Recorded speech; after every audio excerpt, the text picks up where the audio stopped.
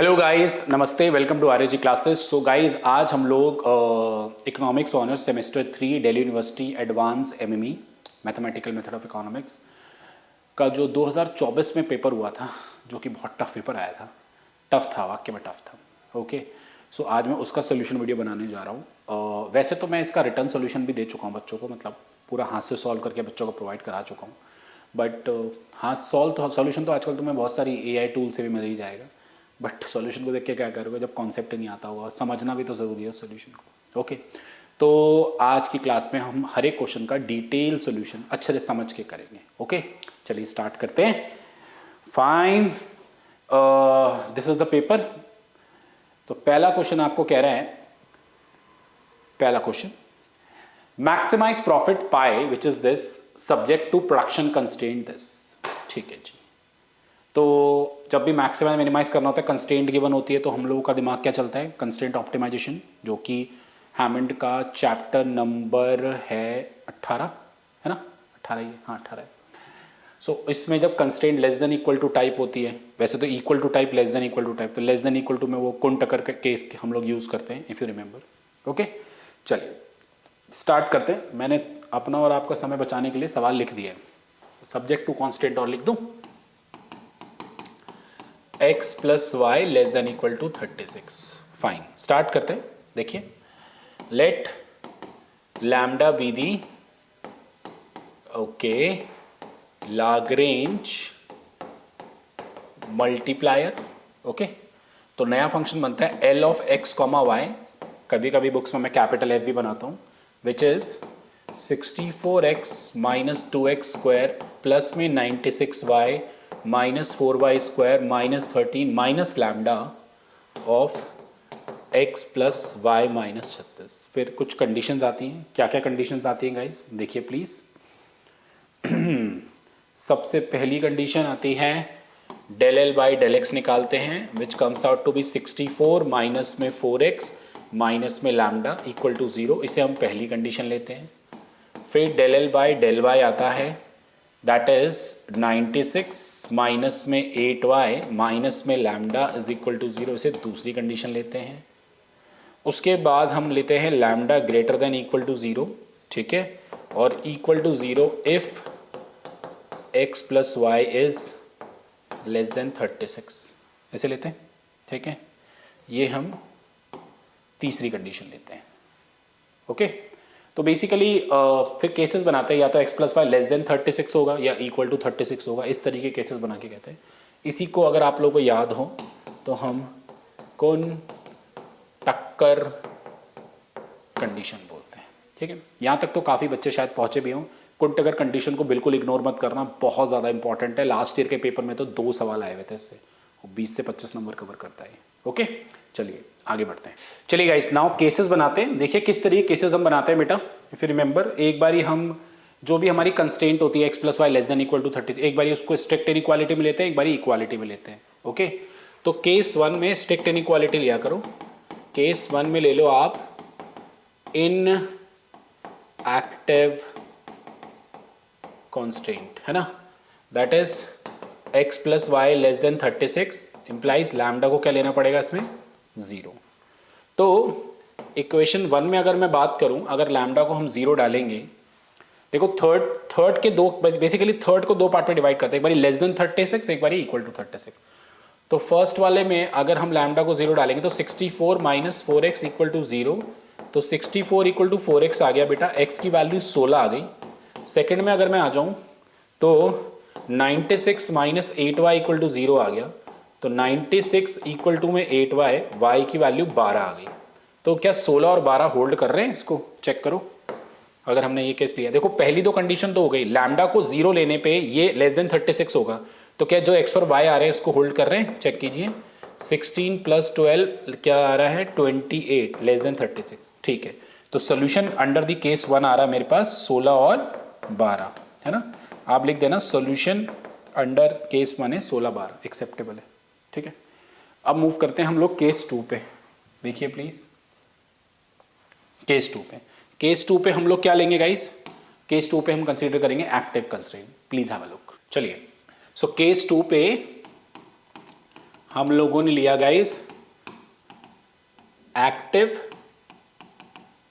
Constraint, बोले तो x plus Y बराबर 36। इस केस में हम लैम्डा को ग्रेटर देन इक्वल टू 0 लेके चलते हैं, ग्रेटर देन नहीं, ग्रेटर देन इक्वल टू 0। चलिए, तो अब अगर लैम्डा 0 नहीं है, ग्रेटर देन इक्वल टू 0 है, तो इक्वेशन 1 एंड 2, जो 1 है that is 64 minus 4x minus lambda equal to 0, और जो सेकेंड है बेसिकली वो है 96 माइनस 8y इक्वल टू 0, यही है बिल्कुल। तो यहाँ से लैम्डा आ जाएगा 64 माइनस 4x, और यहाँ से एक second, I am sorry, minus lambda equal to 0, lambda आ जाएगा 96 माइनस 8y। तो 64 माइनस में 4x, 96 माइनस में 8y, तो 4x minus 8y, okay basically, और ये 64 में से 96 गए, सॉरी 96 में 64 गए 32, तो माइनस 32 आ रहा है, 4 से चले जाएगा, x minus 2y equal to minus 8। एक बारी दोबारा चेक कर लूँ, 4x minus 8y minus x minus 2y equal to minus, ठीक है, ये आ गया। Now under case 2 we have x plus Y equal to 36 and here we have x minus 2y equal to minus 10। Let's solve for x। तो ये 3y equal to में 44 आ गया, y की वैल्यू आ गई 44/3, और x की वैल्यू आ गई x प्लस 44/3 इक्वल टू में 36। तो x आ गया 36 माइनस में 44/3, 36 दिया 108 होता है, और 108 में से 44 गए, तो 10, 8 में से 4 गए 4, और 10 में से 4 गए 6, 62/3 आ रहा है, ठीक है, x और y ये निकल कर आ गए। So we can have lambda also. तो if you look for the lambda guys, अगर आप लैम्डा की जगह देखो, तो क्योंकि केस 2 में lambda should be greater than equal to 0 ना, तो x और y तो आ गए, ठीक है, काम चल गया, बट क्या लैम्डा पॉजिटिव भी आ रहा है? Let's check for lambda. तो लैम्डा है 96 माइनस 8y, तो 96 माइनस 8, y की वैल्यू मेरे पास क्या है, y की वैल्यू है मेरे पास 44/3। तो अगर हम यहाँ से देखें 96 इंटू 3, 6 18, 9 27 और 1 28, और यह आ गया 8 चौक 32, 8 चौक 32 और 3 35, ये आ रहा है गाइज, नेगेटिव आ रहा है, हेंस केस 2 से there is no result. So only case 1 will provide us the solution which is 16 और 12, ठीक है। उसके बाद उसने मैक्सिमम z की वैल्यू भी मांगी है, तो what you need to do, तो जो 16 और 12 आए उसको आप इसमें पुट कर दोगे, किसमें, 16 और 12 को आप इसमें पुट कर दोगे, तो आपके पास z की मैक्सिमम वैल्यू भी है। चलिए गाइस, क्वेश्चन नंबर 2 देखेंगे। कह रहे suppose that in economy investment flow every year is IT which is 10t की power half. Let KT represent the current stock of the capital at time t and K0 is K of 0 is K0 and they कोई depreciation नहीं है, तो level of capital stock निकालना है 5 year from now. ये मैंने integration में आपको कराए हैं बच्चों, इन्वेस्टमेंट वाले सवालों में, जहाँ पे इन्वेस्टमेंट फ्लो जो होता है इसे K-T से भी हम डिनोट करते हैं। What happen to the capital stock after 5 year, जो मुझसे नहीं पढ़े वो प्लीज़ लास्ट के 2 जो टॉपिक है ना इंटीग्रेशन के चैप्टर नंबर 9 में वो पढ़ जाना, ठीक है, उसी में ये है। What happen to the capital stock after 5 year if the investment flow is the same as before but capital stock अब डेप्रिशिएट हो रहा है, ठीक है, फाइन। तो देखिए question number 2,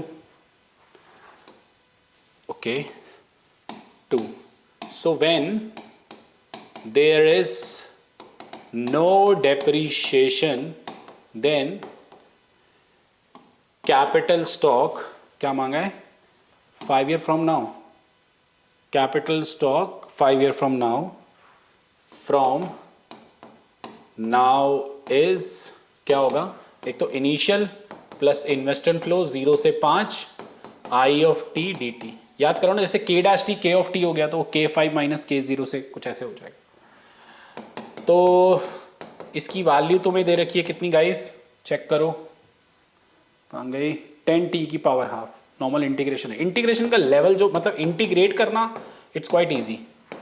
so this is 10t की पावर हाफ अपॉन में 1/2 0 से 5, सो K0 प्लस ट्वाइस ऑफ एक सेकेंड, ये 20 हो जाएगा शायद, है ना गाइस, 20 हो जाएगा।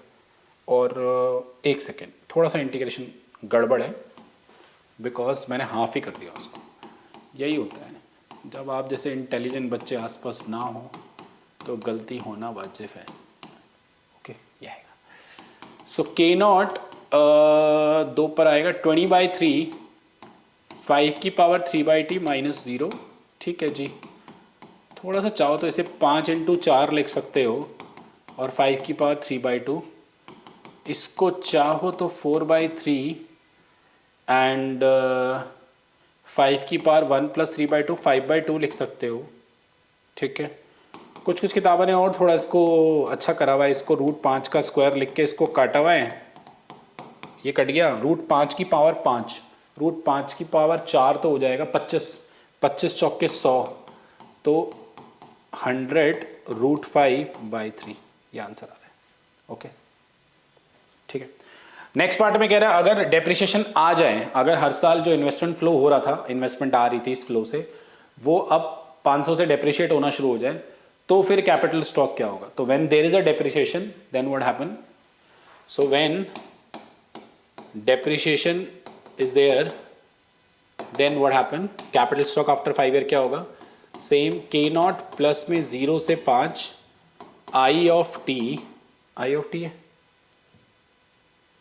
ठीक है, आई ऑफ टी माइनस में 500, जितना आ रहा है उतना जा भी रहा है, फिर 500 ऑब्वियसली इतना आ रहा है इतना जा रहा है। तो now to integrate that's all. 0 से 5 10t की पावर ½ dt, 0 से 5 अलग अलग कर लो, पता है क्यों? उसके पीछे का रीज़न ये अभी करके बैठे हैं। ये कितना आया था? 10t की पावर ½ वाली टर्मिनोलॉजी या कैलकुलेशन कितनी आई थी? 100 √5/3। ठीक है, सो दिस इज 100 √5/3, ये 500t, 0 से 5 2500 हो जाएगा। तो के नॉट प्लस 100 √5/3 माइनस में 2500। स्मार्ट तरीके से करना ही नहीं, दोबारा लगे पड़ो इंटीग्रेशन की, मुझे इंटीग्रेशन आता है मैं करके दिखाऊंगा, करके दिखाऊंगी। ओके, चलिए, तो सेकंड क्वेश्चन भी डन। देखो मैं इतनी मेहनत से आप लोगों के लिए सवाल सॉल्व कर रहा हूँ, प्लीज़ कमेंट ज़रूर लिखना एंड लाइक ज़रूर। चलिए गाइस, थर्ड देखिए, थर्ड में क्या कह रहा है? थर्ड का A, show that μ1 is equal to this, μ2 equal to this. ये दिख नहीं रहा अगर आप लोगों को तो मैं लिख देता हूँ थर्ड में। μ1 जो है वो e की पावर 2t है और μ2 जो है वो t e की पावर 2t है, शायद ये कह रहा है। शो दैट, ये दोनों के दोनों इस डिफरेंशियल इक्वेशन को वो सॉल्व दिस डिफरेंशियल इक्वेशन। अच्छा, तो x double dot minus 4x dot plus में 4x इक्वल टू 0। तो बेसिकली ये इसके सॉल्यूशन है, ये प्रूफ कर रहे हैं। ठीक है, तो अगर आपको याद हो इसको x लेके, एक बार इसको x लेके फिर इस डिफरेंशियल में पुट करके देख सकते हैं। ठीक है, देखो नाउ फर्स्ट केस बनाओ, व्हेन x इज e की पावर 2t, इसे इक्वेशन 1 दे दो, x डॉट इज 2e की power 2t, x double dot is 4e की power 2t। Now in equation 1 अगर मैं x डबल डॉट डालूं 4e की पावर 2t, इसकी वैल्यू डालूं 4 इंटू 2 कि 4 इंटू 2 e की पावर 2t, और इसमें डालूं 4e की पावर 2t, तो 4 और 4 8, और ये भी 8, कटेगा 0। होल्ड कर रहा है, यही बोला था। ठीक है, कुछ बच्चे डायरेक्टली इससे सॉल्यूशन निकालना शुरू कर देते हैं, वो तब जब सॉल्यूशन अलग से मांगा हुआ है, बट बोल रहा है ये इसमें होल्ड कर रहा ही नहीं कर रहा, तो ऐसे करो, ये ज़्यादा बेटर है। सेकेंड केस में आप क्या करो, x को ले लो आप लोग t e की पावर 2t, ये तब होता है जब वो b² माइनस 4ac 0 आता है ना, याद करो अगर तुमने पढ़ी हुई है। तो t e की पावर 2t इंटू 2 प्लस में e की पावर 2t इंटू t का 1, e की पावर 2t कॉमन लेंगे, 2t प्लस में 1 बचेगा। x डबल डॉट निकालेंगे बेटा, तो क्या आएगा? x डबल डॉट निकालते हैं तो क्या आता है, देखें, e की पावर 2t इंटू में 2 प्लस में 2t प्लस 1 इंटू में 2e की पावर में 2t। सो e की पावर 2 इंटू 2 इंटू 2 कॉमन ले तो 1 प्लस 2t प्लस 1 बचेगा, 2t प्लस 2, तो 4e की पावर 2t t प्लस 1। ठीक है, इक्वेशन 1 में अगर हम वैल्यूज पुट करें, डबल डेरिवेटिव की वैल्यू है ये, ठीक है जी, माइनस 4 टाइम्स सिंगल डेरिवेटिव की वैल्यू है ये, ठीक है जी, प्लस 4 टाइम्स x की वैल्यू है ये। ठीक है जी, मुझे लगता है मल्टीप्लाई शल्टीप्लाई करना पड़ेगा। आई थिंक 4e की पावर 2t तो कॉमन ही ले लो, तो t plus one minus two T minus one, 4 e की पावर प्लस टी, तो t और t 2t कट गया, 1 से 1 0 0 आ गया। ये एक होमोजीनियस डिफरेंशियल इक्वेशन है, तो इसका सोल्यूशन भी पूछा है प्रॉपर तरीके से लिखने के लिए। What is the general solution? तो जनरल सोल्यूशन होमोजीनियस में अगर कुछ बच्चों को याद हो तो ये होता है a basically μ1 plus b μ2, so a e की पावर 2t, ठीक है, और b t e की पावर 2t, ये सोल्यूशन हो जाएगा। This is the general solution of differential equation, लिख देना। The above differential equation is the homogeneous differential equation, hence the general solution is this. That's all. चलिए guys, third का B देखते हैं। Third के दो पार्ट हैं। Find the general solution of the following differential equation and determine if it is stable or not. Y dot plus half y equal to 3/4. ठीक है, देखेंगे सारे।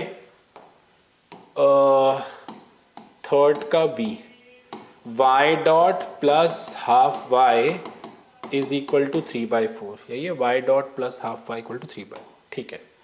तो पहले तो जनरल सोल्यूशन निकालना है, तो डिफरेंशियल को सॉल्व कर सकते हैं हम लोग कैसे, ये एक तरीके से dy/dt है ना गाइस, और ये half y equal to 3/4, integrating factor निकाल के, इंटीग्रेटिंग फैक्टर क्या होगा, e की पावर इंटीग्रेशन हाफ dt, तो e की पावर हाफ t हो जाएगा।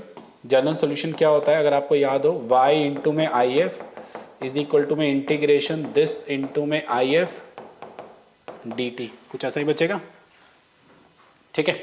सो आई एफ है ई की पावर हाफ टी, ठीक है, ये एन 3/4 बाहर, इसका हो जाएगा ई की पावर हाफ टी अपॉन में 1/2 प्लस में C, so Y equal to this, Y is this and this will become 3/2 e की power half T plus C, ठीक है। e की पावर हाफ टी से कर लो मल्टीप्लाई, सॉरी डिवाइड, तो 3/2 plus सी ई की पावर माइनस हाफ टी, ऐसा बच जाएगा। ओके, ठीक है। सो सोल्यूशन तो निकल गया इजीली, सोल्यूशन मुझे लगता नहीं किसी बच्चे को कोई इशू होगा, ये तो बिल्कुल 12वीं क्लास वाला है। उसके बाद बोल रहा है कि डिटरमाइन इफ इट्स स्टेबल और नॉट। अच्छा, स्टेबिलिटी के लिए दो तरीके होते हैं, या तो टी को इन्फिनिटी डाल के देख लो कि y किसको अप्रोच कर रहा है, टी को इन्फिनिटी डाल के वैसे y 3/2 को अप्रोच करेगा। एक तरीका और भी होता है कि आप dy/dt को फॉर स्टेबिलिटी, तो सबसे पहले dy/dt को 0 पुट करते हैं तो वहां से इक्विलिब्रियम स्टेट निकलता है। So dy/dt 3/4 minus half y equal to 0, 3/4 is equal to half y, तो y equal to 3/2 is equilibrium state, है ना, इक्विलिब्रियम स्टेट बोलेंगे बेटा इसको।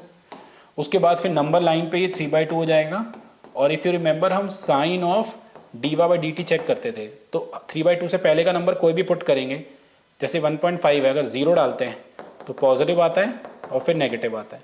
तो अगर dy/dt का साइन इससे पीछे पॉजिटिव और नेगेटिव होता है तो इसे स्टेबल स्टेट भी कहते हैं, है ना। इक्विलिब्रियम स्टेट स्टेबल कब हो गया और अनस्टेबल कब हो गया, तो स्टेबिलिटी में ये केस होता है। अगर प्लस से माइनस नहीं जा रहा होता तो उसे अनस्टेबल में जाते हैं। और एक और तरीका ये भी है कि अगर आपने सोल्यूशन निकाल लिया है तो limit t approaches to infinity पे y किसको अप्रोच कर रहा है, 3/2 को, तो ये स्टेबल इक्विलिब्रियम है। इक्विलिब्रियम तो है ही है बट स्टेबल भी है। ओके फाइन, स्टेबल और नॉट, ठीक है। 3 तक डन हो चुके गाइस। चलिए जी, फोर्थ क्वेश्चन में मूव करते हैं। फोर्थ क्वेश्चन बहुत सारे बच्चों को बहुत परेशान करके गया था, देखिए। चलिए गाइस, फोर्थ क्वेश्चन देखिए क्या कह रहा है। Two firm share the market for a product, firm 1's output is this and firms 2 output is y, firm 1 का आउटपुट x है, 2 का आउटपुट y है। The two reaction function of the firm is this. तो मैं इनके reaction function लिख दूं पहले, क्या क्या है, एक सेकेंड गाइस, क्वेश्चन नंबर 4 करने लगे। xt plus 1 beta y t equal to b, xt plus 1 plus beta y t is equal to b, and second में क्या है, y t plus 1 alpha x T equal to b, y t plus 1 alpha x T equal to b. दोनों में right side में b है, beta not equal to 1 है और alpha भी नॉट इक्वल टू 1 है, ठीक है। ध्यान से देखें, आपको बोल रहा है derive and solve the second order difference equation for x implied by the above model. आगे बाद में पढ़ेंगे। तो इससे हमें x की डिफरेंस इक्वेशन निकालनी, तो एक तरह से y को एलिमिनेट करना है दोनों इक्वेशन को सॉल्व करके, बट एक में yt एक में yt प्लस 1 है, तो ऐसा एलिमिनेट कैसे हो जाएगा। तो थोड़ा सा यहाँ पे कुछ बच्चों ने स्मार्ट तरीके से सॉल्व किया होपफुली। क्या करो, किसी तरीके से या तो नीचे इस yt+1 को yt बना लो, ठीक है, या इस yt को yt+1 बना लो। कैसे? अगर मैं इससे इक्वेशन 1 दूं, इसे 2 दूं, equation 1 can also be write as xt+2 plus beta yt+1 equal to b. Basically हमने t को t+1 पुट कर दिया। कर सकते हैं ना यार, अगर हर t के लिए एप्लीकेबल है तो t को 1 डालो, 2 डालो, 3 डालो, सब पे होल्ड करेगी, तो t को t+1 डाल दिया। तो इसे ना इक्वेशन 3 दे दो। इक्वेशन 4 क्या है? Alpha xt plus yt+1 is equal to b. Now we can solve these two equation simultaneously, इधर एलिमिनेशन सब्स्टिट्यूशन जो पसंद हो। हम yt+1 को एलिमिनेट करके प्रॉपर तरीके से xt की फॉर्म में एक डिफरेंस इक्वेशन आ जाएगी। आया मजा?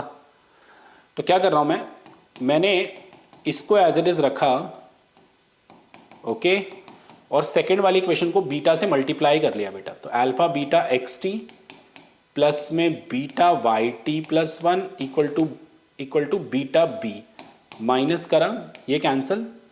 फाइनली इधर क्या बच गया? इधर वी हैव xt+2 माइनस में alpha beta xt is equal to b minus में बीटा बी। तो दोबारा थोड़ा अच्छे से लिख दो, xt+2 minus alpha beta xt equal to b minus में बीटा बी। तो ये आगे एक तरीके से एक्सप्लिसिटली x की फॉर्म में डिफरेंस इक्वेशन। बेसिकली ये सेकेंड ऑर्डर डिफरेंस इक्वेशन है, फर्स्ट ऑर्डर नहीं है। समझ गए ना क्यों? क्योंकि t+2 और ये सब चल रहा है। कुछ बच्चे बोलेंगे t+1 है नहीं, कोई दिक्कत नहीं, t+2 तो है ना, वो बेसिकली बताती है सेकेंड ऑर्डर डिफरेंस इक्वेशन। ठीक है, अब आते हैं आगे इसके स्टेडी स्टेट और इन सब पे, प्लीज देखिए। ठीक है, तो ये आपके पास डिफरेंस इक्वेशन आ गई। अब हम इसके स्टेडी स्टेट वगैरह के लिए पहले इसका जनरल सोल्यूशन निकालना पड़ेगा। तो ऐसे टेढ़ी अच्छी नहीं लग रही, इसको सीधी लिख देता हूँ। xt+2 माइनस में alpha beta xt equal to beta minus b. तो ये सेकेंड ऑर्डर डिफरेंस इक्वेशन है। ठीक है, अगर स्टेडी स्टेट वगैरह निकालने हैं तो सबसे पहले इसका सोल्यूशन निकालेंगे। तो पहले लिखेंगे above difference equation is the non homogeneous second order difference equation. Okay, तो जब भी हमें जनरल सॉल्यूशन निकालना होता है इसका, तो पहले हम निकालते हैं होमोजीनियस का और फिर नॉन होमोजीनियस का। So homogeneous second order difference equation क्या होगी? xt+2 this equal to 0. Let's find the general solution for this. ठीक है, तो जनरल सॉल्यूशन कैसे निकालेंगे?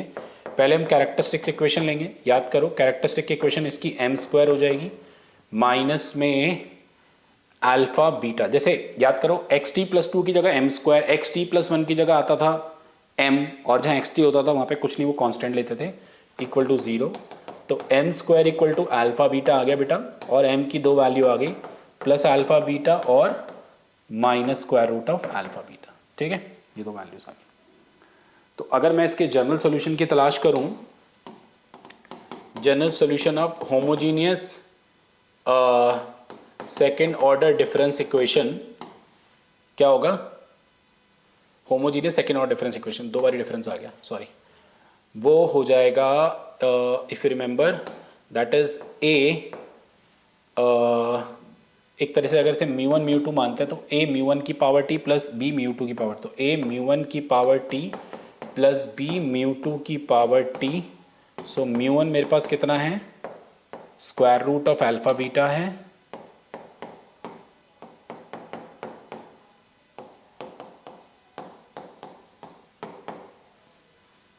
ठीक है, क्लियर है? चलिए, ये तो आ गया ही है, बट अब हमें तो चाहिए क्या नाम है, नॉन होमोजीनियस का आंसर। तो इफ यू रिमेंबर, अगर लेट अस सपोज इसे इक्वेशन 1 लेते हो आप लोग, इक्वेशन 1 नहीं 4 ले लो, तो मैं इधर कर रहा हूँ, इसको देखेंगे सारे। तो जो एक कांस्टेंट टर्म होती है, इसके हिसाब से हम लोग एक म्यूटी स्टार लेट करते हैं, इफ यू रिमेंबर। ठीक है, कैसे लेट कर लो आप लोग बेटा?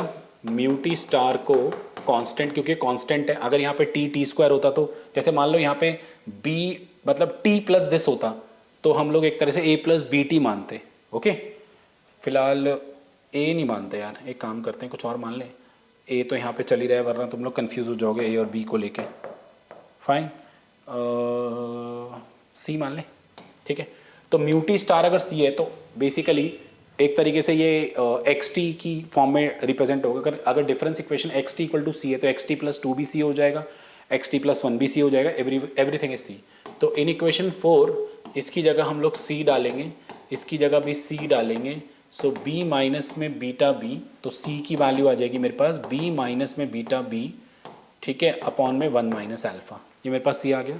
तो फाइनली जो जनरल सोल्यूशन होगा आप लोगों के पास किसका, general solution of second order difference equation वो क्या होगा बेटा, x t is equal to a alpha beta की पावर टी प्लस में b minus of alpha beta के स्क्वायर रूट की पावर टी, b माइनस में बीटा बी अपॉन में 1 माइनस में एक छोटी सी मिस्टेक, ये अल्फा बीटा है, अल्फा बीटा आएगा 1 माइनस में अल्फा बीटा, ठीक है।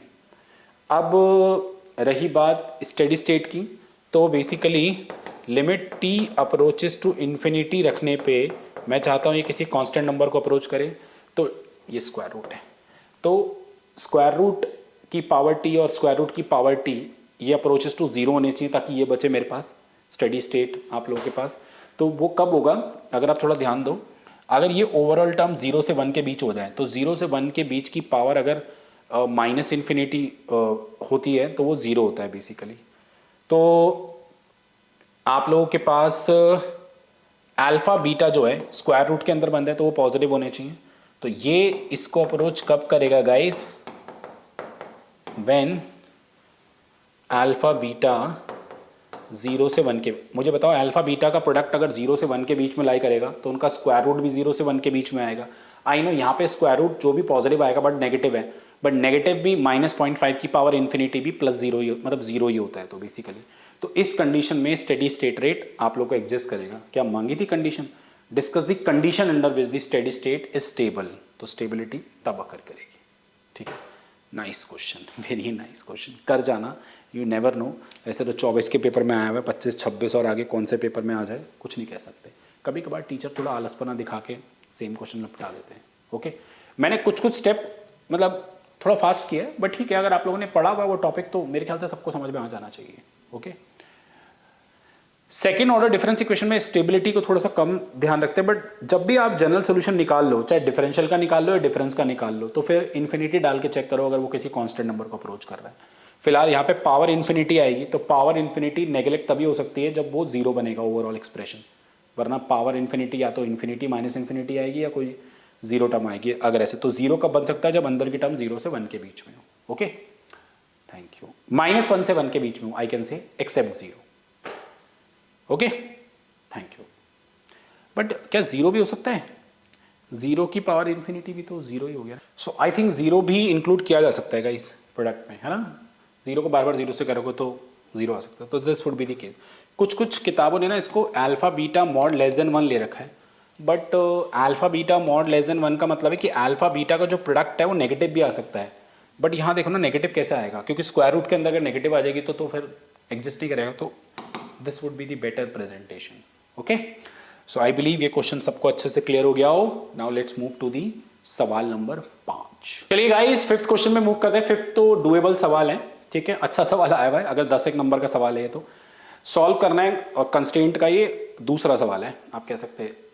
3 सवाल आए हैं कंस्ट्रेंट के गाइस, तो 30 नंबर देखो कम से कम कवर करता है कंस्ट्रेंट। मैक्सिमाइज करना है, सब्जेक्ट टू कांस्टेंट ये है, a बिलोंग्स टू 0 से 1 है, x y पॉजिटिव है, check the second order sufficient condition also. ठीक है, स्टार्ट करते हैं। इक्वालिटी है तो कुंटा का तो लगेगी नहीं, कैसे शुरू करें जी। देखिए आप लोग भी कर सकते हैं। Let lambda be the Lagrange multiplier, then L of xy is equal to x की पावर a plus y की पावर b minus lambda px plus qy minus m so del L by del x करेंगे, a x की power A minus one minus lambda p, del L by del y करेंगे, b y की power b minus one lambda q, ठीक है, equate करेंगे zero के, first condition, second condition, third condition equality वाली होती है, p x plus Q Y equal to m. Okay, so I think यहाँ तक सबको क्लियर होगा। चलिए नाउ यूजिंग 1 and 2, इधर आ जाए, इसको इधर कर देते हैं। देखिए, सो यूजिंग 1 and 2 क्या क्या आ रहा है, यहाँ से लैम्डा आ रहा है ए एक्स की पावर ए माइनस वन अपॉन में पी, और सेकेंड वाले से लैम्डा आ रहा है बी वाई की पावर, एक सेकेंड, एक्स की पावर, दोनों में ए है। आदत होती है ना ए के बाद बी लिखने की, आदत खराब हो गई। यहाँ पर ये आ जाएगा ए वाई की पावर ए माइनस वन अपॉन में क्यू। तुम लोग वहाँ से चिल्ला भी रहोगे सर बी है, बट ठीक है, नहीं पहुँची आवाज़।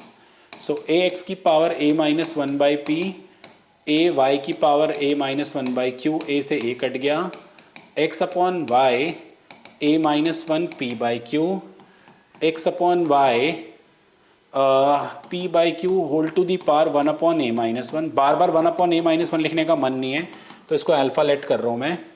तो एक्स अपॉन वाई हो गया पी अपॉन क्यू अल्फ़ा, और फाइनली एक्स की वैल्यू आ गई y P by q alpha. ठीक है, क्लियर है। चलिए नाउ थर्ड इक्वेशन में मूव करें अगर हम लोग, ठीक है जी, अगले पेज पे चले जाते हैं। थर्ड इक्वेशन है मेरे पास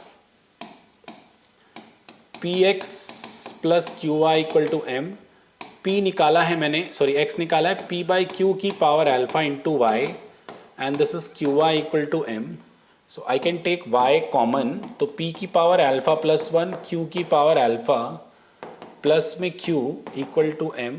सो वाई आ गया एम क्यू की पावर अल्फा, पी की power alpha plus one, Q की power alpha plus one. Similarly X भी आप निकाल लोगे, जो एक्स आया था ना आपके पास P by Q into Y, P by Q की पावर अल्फा इंटू वाई, वहाँ पे वाई की वैल्यू ये पुट करोगे तो एक्स ही आ जाएगा। अब इतना तो कर ही सकते हो यार, इकोनॉमिक्स ऑनर्स के बच्चे हो। प्लस क्यू की power alpha plus one, fine, fair enough. ठीक है, तो ये वो एक्स स्टार वाई स्टार आ गए जिसकी तलाश होती है। इसके बाद आपसे क्या बोला हुआ है, सेकेंड ऑर्डर कंडीशन भी चेक करो। कंज्यूमर डिमांड्स तो आ गई, मतलब एक्स और वाई तो आ गए एक तरीके से, है ना। Check the second order condition. ठीक है जी, सेकेंड ऑर्डर के लिए फर्स्ट ऑर्डर में सेकेंड ऑर्डर कंडीशन क्या होती है। Second order condition hessian determinant निकलता है कुछ इस तरीके से, ज़ीरो एक तरीके से G dash X G dash Y, G dash X G dash Y, L double dash X X L double dash X Y, L double dash Y X L double dash Y Y, and what is G dash X. तो P x plus Q Y equal to this है, तो एक तरीके से ये जी of x Y है और ये एम है। तो जी डैश एक्स, इसका डेरिवेटिव करेंगे तो आ जाएगा पी, इसका आ जाएगा क्यू, इसका पी, इसका Q, L double dash X x. तो इसको दोबारा विद रिस्पेक्ट टू एक्स करेंगे तो ए इंटू ए माइनस वन एक्स की पावर ए माइनस टू। ठीक है, कहाँ चले गए, ओके फाइन। ए इंटू ए माइनस वन एक्स की पावर ए माइनस टू, और विद रिस्पेक्ट टू वाई करेंगे तो जीरो आएगा, और ये जीरो ये आएगा ए इंटू ए माइनस वन वाई की पावर ए माइनस टू, कुछ ऐसा आएगा बच्चों, चेक कर लो आप लोग। और जब इसको फिर सॉल्व करेंगे तो minus p first row second column this into this, first row second column this into this, तो ये पी से मल्टीप्लाई होगा which is p a minus p y की पावर ए माइनस टू। ठीक है, plus q first row third column this into this minus this into this, minus q a minus one x की power ए minus two. ठीक है, ये भी minus ये भी माइनस है, तो लेस देन ज़ीरो आ गया, लेस देन ज़ीरो आ रहा है। चेक करें एक बारी दोबारा से, कोई कैलकुलेशन एरर तो नहीं है। Minus p first row second column this into this, ठीक है, लेस देन जीरो ही आ रहा है। So guys less than zero पे तो मैक्सिमम हो नहीं पाएगा, इसमें पॉजिटिव पे मैक्सिमम होता है। तो देखें क्या ए और पी क्यू पे कोई रेंज कोई कंडीशन है। पी क्यू तो कुछ नहीं बता रखे, बट ए जीरो से वन के बीच में, ओके, तो अगर मैं ए -1 कॉमन ले लूँ माइनस वाला, तो पी स्क्वायर वाई की पावर a-2, ठीक है। ए 0 से 1 के बीच है तो पॉजिटिव है, बट ये नेगेटिव होगा गाइस, जिसकी वजह से ये घटा इसको जमा बना देगा, ये माइनस इसको प्लस बना देगा। तो लिखोगे hence l is maxima when x equal to x star, y equal to y star, जो कि वो अल्फा फॉर्म में निकल के आए हैं, ठीक है। वो आए ना वाई एक्स क्या आया बेसिकली, शायद देखें,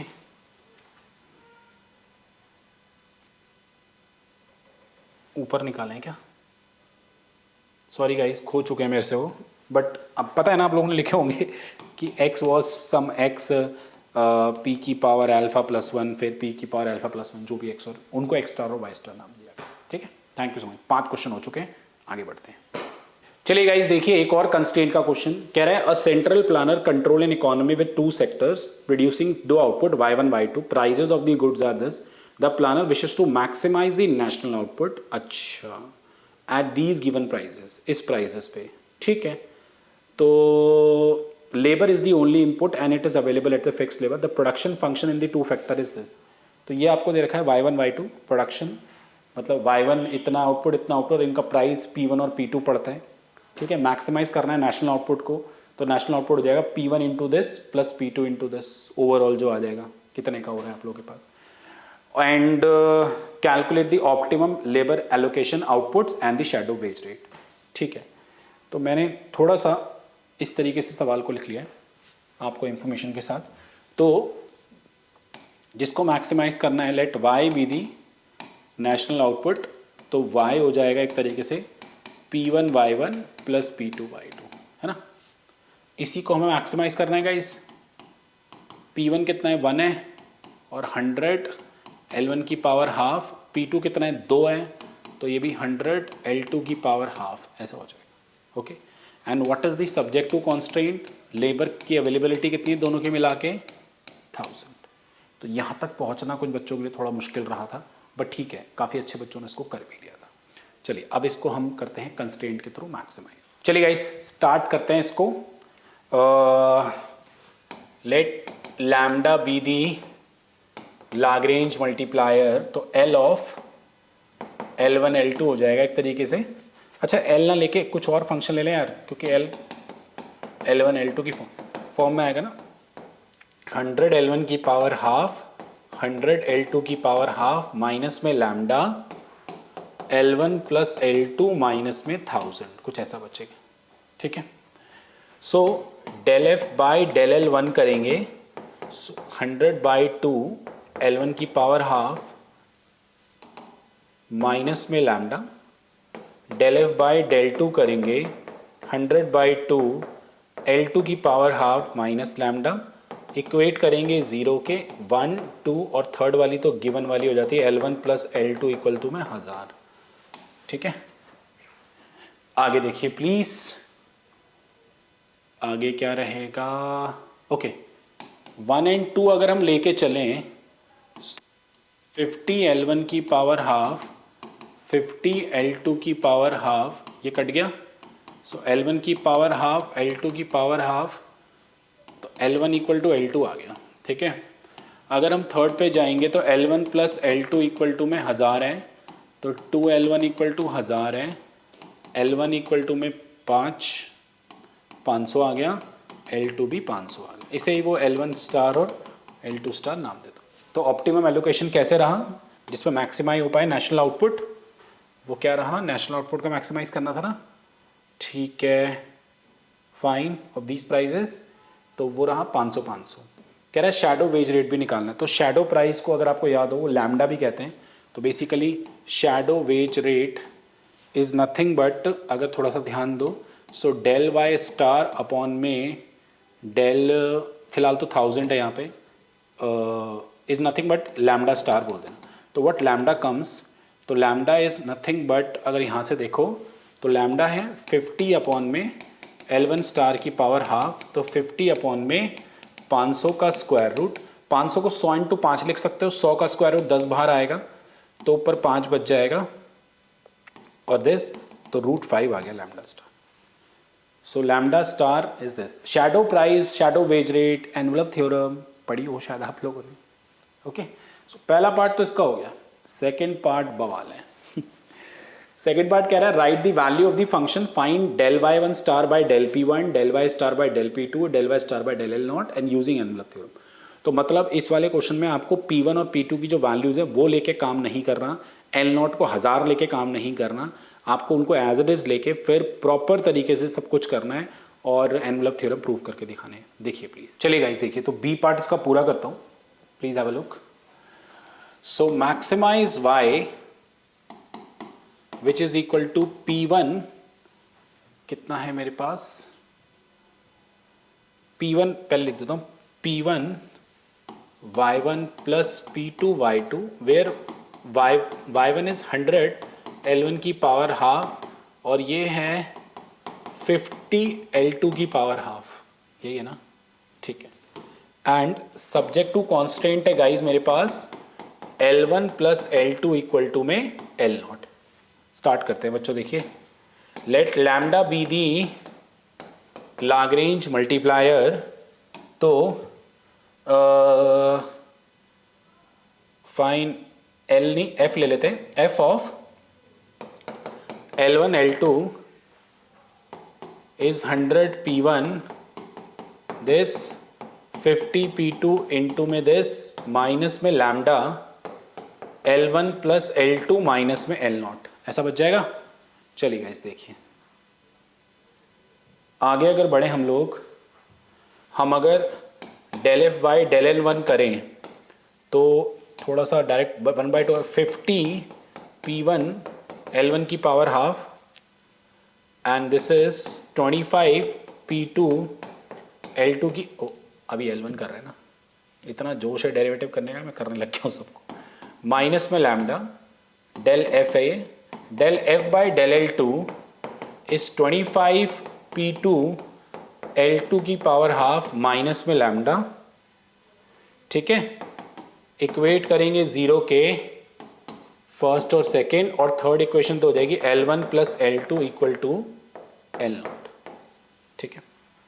तो फ्रॉम 1 एंड 2 यहां से लैम्डा आएगा बेसिकली 50 P1 L1 की पावर हाफ, चेक कर लो आराम से, ठीक है।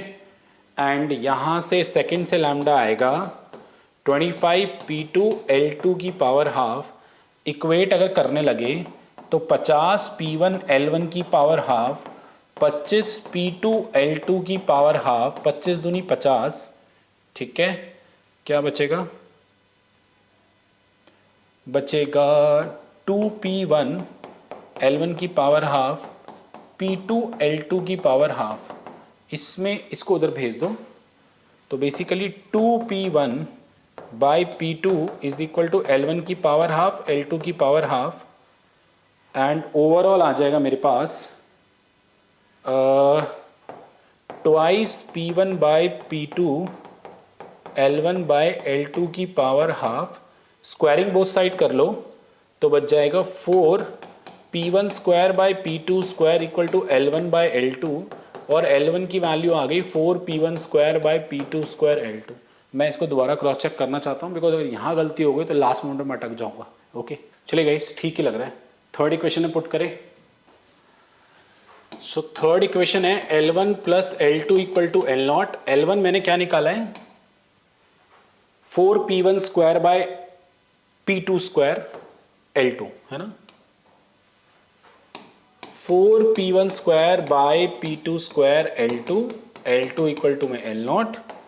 फाइनली L2 कॉमन ले लो, P2 स्क्वायर एलसीएम ले लो, 4 P1 square plus P2 square equal to में L0। L2 की वैल्यू आ गई आप लोग के पास L0 P2 square 4 P1 square by P2 square, इसको आप L2 स्टार नाम दे दो, ठीक है गाइस।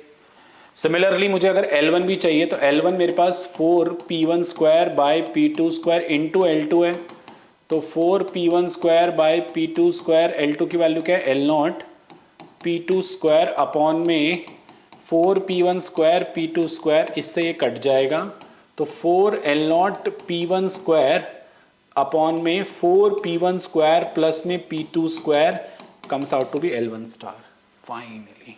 ठीक है, now we need lambda star also, हमें लैम्डा की भी ज़रूरत पड़ेगी, और लैम्डा मेरे पास है क्या, अगर हम थोड़ा ध्यान दें, सो L1 स्टार ये आ गया। एक सेकेंड गाइस, आपके पास लैम्डा ये वाला ले लो, जैसे लैम्डा इक्वेशन 1 से 50p1 बाय L1 हाफ है। ठीक है, यहां कर दूं इसको, लैम्डा क्या है, इक्वेशन 1 से लैम्डा है 50p1 बाय L1 हाफ, ऐसा ही कुछ है।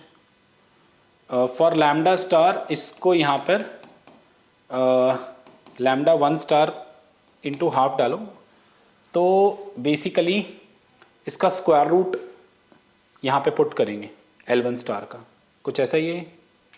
ओके ठीक है, पुट करें, देखिए, सो lambda star is 50p1 upon में 4L0 p1 का स्क्वायर अपॉन में 4p1 स्क्वायर p2 स्क्वायर का ओवरऑल हाफ, ऐसा कुछ बचा। ओके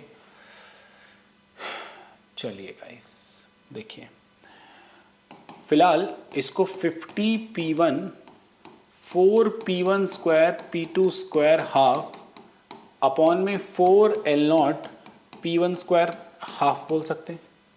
ठीक है, 50p1 4p1 square p2 square half upon में 4 का square root 2 L0 half p1 का स्क्वायर आ जाएगा, ये इससे कट जाएगा, यहाँ 25 बच जाएगा।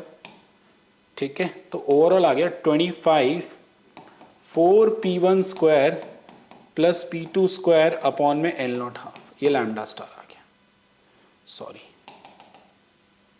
इस पूरे पे हाफ छोड़ना नहीं है, कितना छोड़ोगे, ऐसे पूरा पेपर छूट जाएगा। चलिए, तो एक बारी एक पेज पे दोबारा लिख दूं सारे L1 स्टार, नहीं एक काम करते हैं, Y स्टार निकालते हैं। Y क्या था, Y था P1 इंटू में 100 L1 की पावर हाफ, P2 इंटू में 100 L2 की power half. So Y star क्या आ जाएगा, P1 100 L1 स्टार की power half, P2 100 L2 star की power half. So let's put the values of everything. So 100, ये 50 था शायद, आई एम सॉरी। ठीक है, 100 P1 L1 स्टार कितना आया था, चेक करें, L1 स्टार था 4L0 P1 स्क्वायर। ठीक है, ये था 4L0 P1 स्क्वायर अपॉन में 4P1 square P2 square. Yes, इस पे हाफ है तो इस पे हाफ चढ़ जाएगा, प्लस 50p2 L2 स्टार शायद आया है L0 P2 स्क्वायर अपॉन में 4p1 square p2 square divide by half, ऐसा ही कुछ है। एक सेकेंड, L2, हाँ ये फाइन, क्लियर गाइस, आ रहा है मज़ा असली, अभी तो और मज़ा आएगा। थोड़ा सा इसको कैलकुलेट किया जा सकता है, कैसे, बिकॉज एलसीएम तो स्क्वायर रूट वाला सेम है। ठीक है, एंड पहले न्यूमरेटर सॉल्व कर ले, 100 एलसीएम सेम ले लेते, 4p1 स्क्वायर p2 स्क्वायर की power half, and when I am going to solve this, so 100p1 4 का square root 2 L0 half p1 square का square root p1 plus 50 p2 L0 half p2 का square root का p2 बच जाएगा। तो ये आ जाएगा 200 p1 square L0 half 50 L0 half p2 square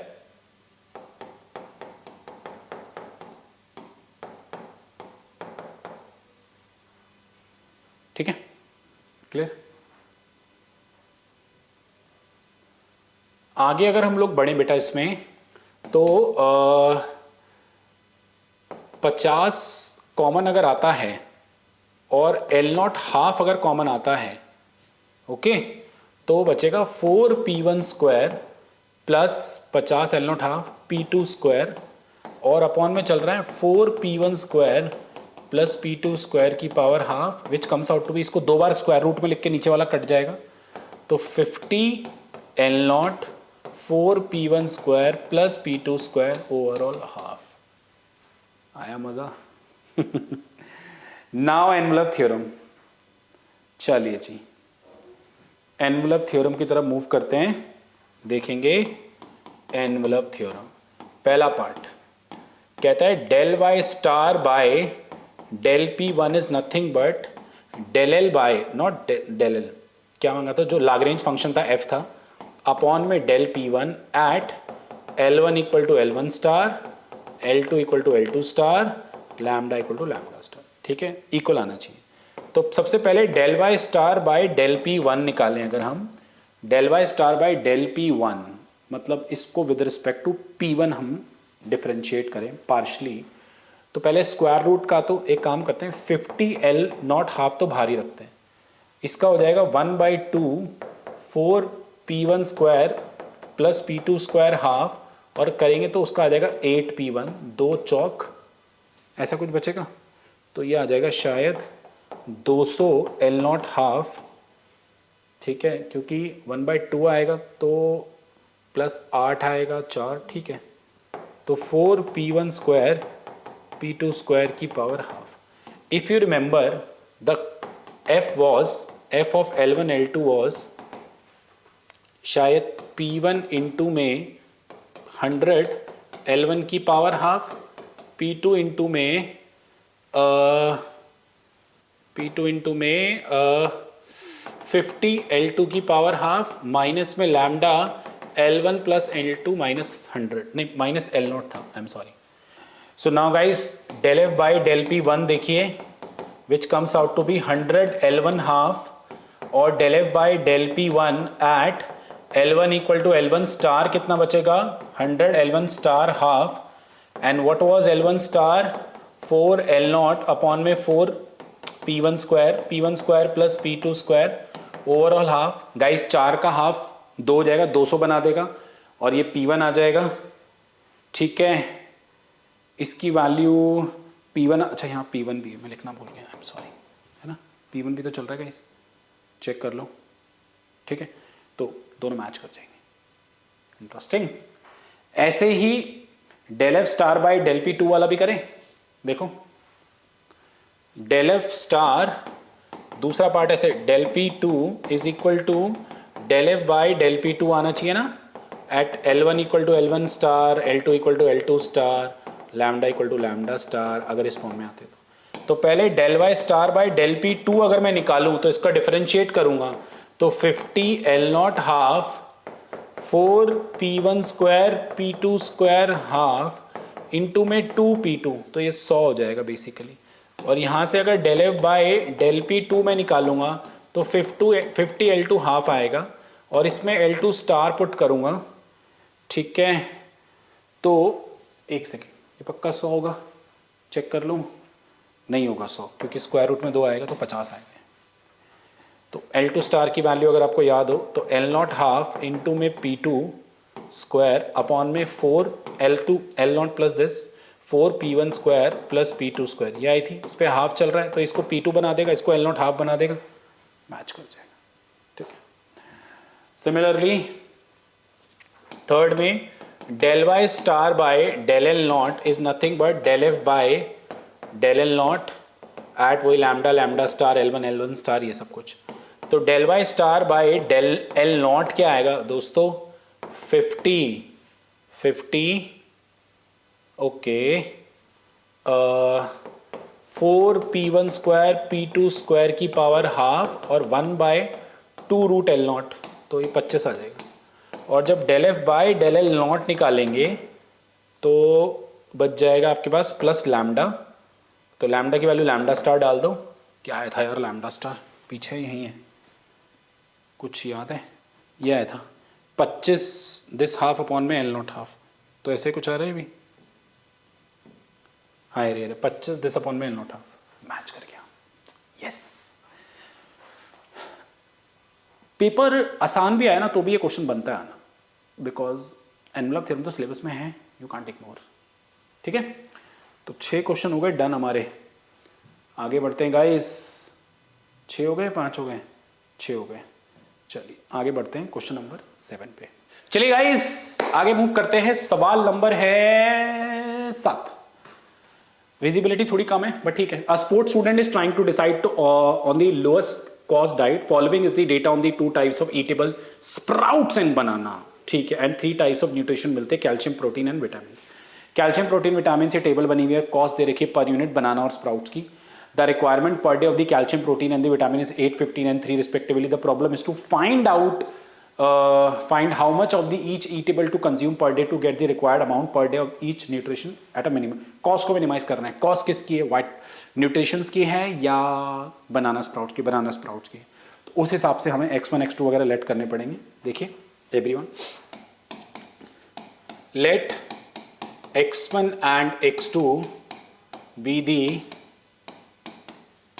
total units of sprout and banana purchase bought, कुछ भी लिख सकते हैं, पूरा लिख देना please. So we need to minimize Z. क्या क्या है पर यूनिट कॉस्ट? अगर 6 और 3.5 आ रही है तो x1 x2 पे कॉस्ट क्या आएगी? 6x1 प्लस में 3.5x2। When it comes to subject to constant guys, वो क्या बनेगी? ऐसे बनेगा ना, स्प्राउट से बनाना 5 और 7, तो 5x1 plus 7x2, okay, then 4x1 plus 2x2, ठीक है, देन 2x1 प्लस x2, चल जा भाई, 2x1 प्लस में x2। फाइनली रिक्वायरमेंट क्या है तीनों न्यूट्रिशंस की? 8, 15 और 13। पढ़ लेना, तीनों वही है, 8, 15 और 3, I am sorry not 13। Greater than equal to 8, greater than equal to 15 and greater than equal to 3। x1 x2 positive, इनकी क्वांटिटी नेगेटिव नहीं हो सकती गाइस, ठीक। Now let's draw the diagram of it. देखेंगे सारे। एक काम करते हैं, सबसे पहले एक नंबर लाइन ले लेते हैं पहले प्रॉपर तरीके से। थोड़ा सा और इधर खिसक जाओ मेरे दोस्त, ठीक है। देखिए फाइन, चलिए 1 2 3 4 5 6 7 ऐसे आगे तक 10 तक ले जाते हैं, ठीक है। 1 2 3 4 5 6 7 8 9 10, यहाँ तक तो चला गया। चलिए स्टार्ट करते हैं। देखें, अगर हम सबसे पहले x1 को 0 डालेंगे तो x2 8/7 आएगा। 8/7 इज इन बिटवीन 1 to 2, और x2 को 0 डालेंगे तो 8/5 आएगा विच इज़ 1.6 समवेयर हेयर। तो इसकी जो लाइन हो जाएगी कुछ इस तरीके से हो जाएगी, ठीक है। इधर आ जाओ, x1 को 0 डालेंगे तो x2 आएगा 15/2 मीन 7.5, ठीक है जी। 7.5, 7.5 मतलब ये 15/2, और अगर x2 को 0 डालेंगे 15/4 इज 3 पॉइंट समथिंग, है ना। 15/4 इज समवेयर हेयर। तो फाइनली इसकी लाइन बन जाएगी ऐसे, ठीक है गाइस। उसके बाद आ जाओ तीसरे वाले पे। तीसरे वाले में अगर आते हो आप लोग, पिंक ले लेते हैं। x1 को 0 डालोगे x2 आएगा 3, x2 को 0 डालोगे 1.5, 1.5 समवेयर हेयर, ठीक है। तो ये ऐसे आ जाएगा। सब मिनिमा है तो सब 0 0 डालोगे फॉल्स होगा तो ऊपर शेड होगा, तो ऊपर शेड होगा तो मतलब ये शेडिंग पोर्शन होगा। तो ये दो कंस्ट्रेंट तो किसी काम की नहीं है ना। तो सिर्फ ये फिजिबल सेट में a और b पॉइंट आ रहे हैं। b आ रहा है 0,15/2 और a क्या आ रहा है मेरे पास, जब x2 को 0 डाला था तो 15/4,0, ठीक है। कॉर्नर पॉइंट में इन्हीं को ही लेंगे हम लोग। a इज 15/4,0 और b इज 0,15/2। z है मेरे पास 6x1 प्लस में 3.5x2, ऐसा ही है, चेक कर लो।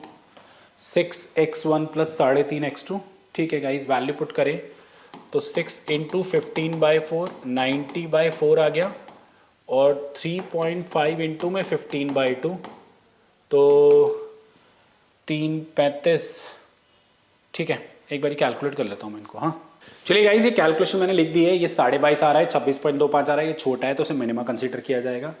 प्लस आप लोग चाहो तो इसका डैश लाइन मेथड से भी चेक कर सकते हो।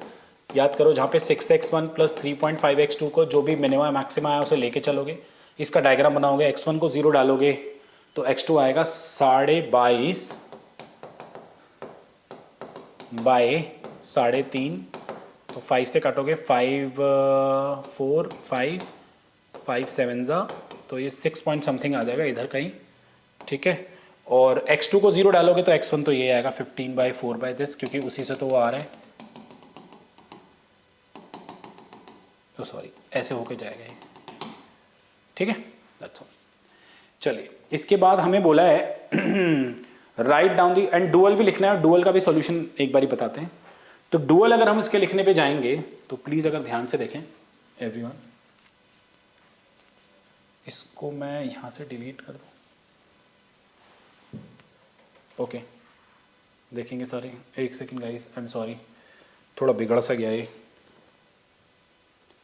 एक सेकंड, डिलीट, ठीक है, ओके। सो हमारे पास जो ओवरऑल आंसर आया है, मिनिमा z जो आया है वो आया है 22.5 at x1 equal to 15/4, x2 equal to 0। तो let's go for dual first. So we have 3 constraint, तो डुअल में 3 वेरिएबल्स होंगे।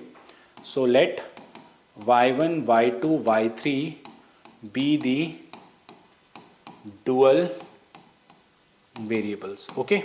तो minimise z converted into maximise z, that is ऐसे बनेगा वो 8y1 15y2 3y3, subject to constant आ जाएंगे ऐसे 5y1 plus 4y2 plus 2y3 and 7y1 plus 2y2 plus y3 less than equal to में आ जाएगा 6 और 3.5 y1 y2 इक्वल टू 0, ठीक है। अब अगर प्राइमल से डुअल का सोल्यूशन आप लोगों को निकालना हो तो जो प्राइमल के सोल्यूशन ऑप्टिमल वैल्यू आ रही होती है वही डुअल की वैल्यू होती है। So maximum minimum of z is equal to maximum of z star, तो जो आ रहा है 22.5, ठीक है, दिस प्लस क्या होता है, अगर आप थोड़ा सा ध्यान दें, अब y1 y2 y3 स्टार अगर मुझे निकालने हो कि किस y1 y2 y3 स्टार पे, we have this 8y1 star plus 15y2 star plus 3y3 star is equal to में 22.5, ओके। अब what is y1 star y2 star y3 star, so आप यहाँ पर ये लिखेंगे, सिंस हमारा जो आंसर आ रहा है वो इस वाली कंस्ट्रेंट से आ रहा है प्राइमल पे, दीज टू आर बिल्कुल नेग्लिजिबल, मतलब बिल्कुल ही इसको नेग्लेक्ट कर दिया गया आप कह सकते हैं। तो अगर ये नेग्लिजिबल है, ये वाली कंस्ट्रेंट और ये वाली कंस्ट्रेंट, तो अगर फर्स्ट और third constraints are negligible in primal, it means आप लिखना, अगर first and third constraint are redundant, वर्ड भी अच्छा होता है in the primal, then first and third dual variable is 0, okay. Then y1 star और y3 star is 0, y1 star y3 star 0 डालोगे, y2 स्टार यहाँ से आप कैलकुलेट करो। चलिए नेक्स्ट पार्ट में कह रहे हैं, लास्ट पार्ट में इसके, if the sport coaches increase the calcium requirement 8 to 9 and reduce the protein requirement from 15 to 14, then what will be the change in the cost? इसी पे कर दूं, तो change in cost is this, जिसका formula अगर आपको थोड़ा सा याद हो, μ1 star delta b1, μ2 star delta b2, μ3 star delta b3, मैंने प्रूफ भी करा रखे हैं बच्चों को ये। b1 बेसिकली अगर आप वैसे तो अगर आप थोड़ा सा ध्यान दें कि हमारे क्वेश्चन में बोर्ड पे कर गाइज, ये y2 स्टार की कैलकुलेशन जो आएगी ना 1.5 आएगी।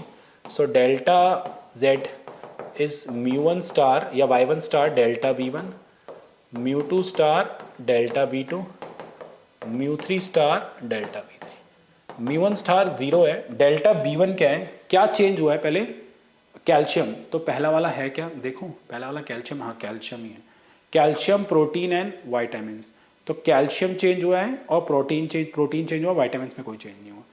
एक से बड़ा है, एक से कम हुआ है, ठीक है, ये 1 से बड़ा है, ये 1.5 है, ये 1 से कम हुआ है, ये 0 है और इसमें कोई चेंज नहीं हुआ, तो कॉस्ट में 1.5 का डिक्रीमेंट हो गया।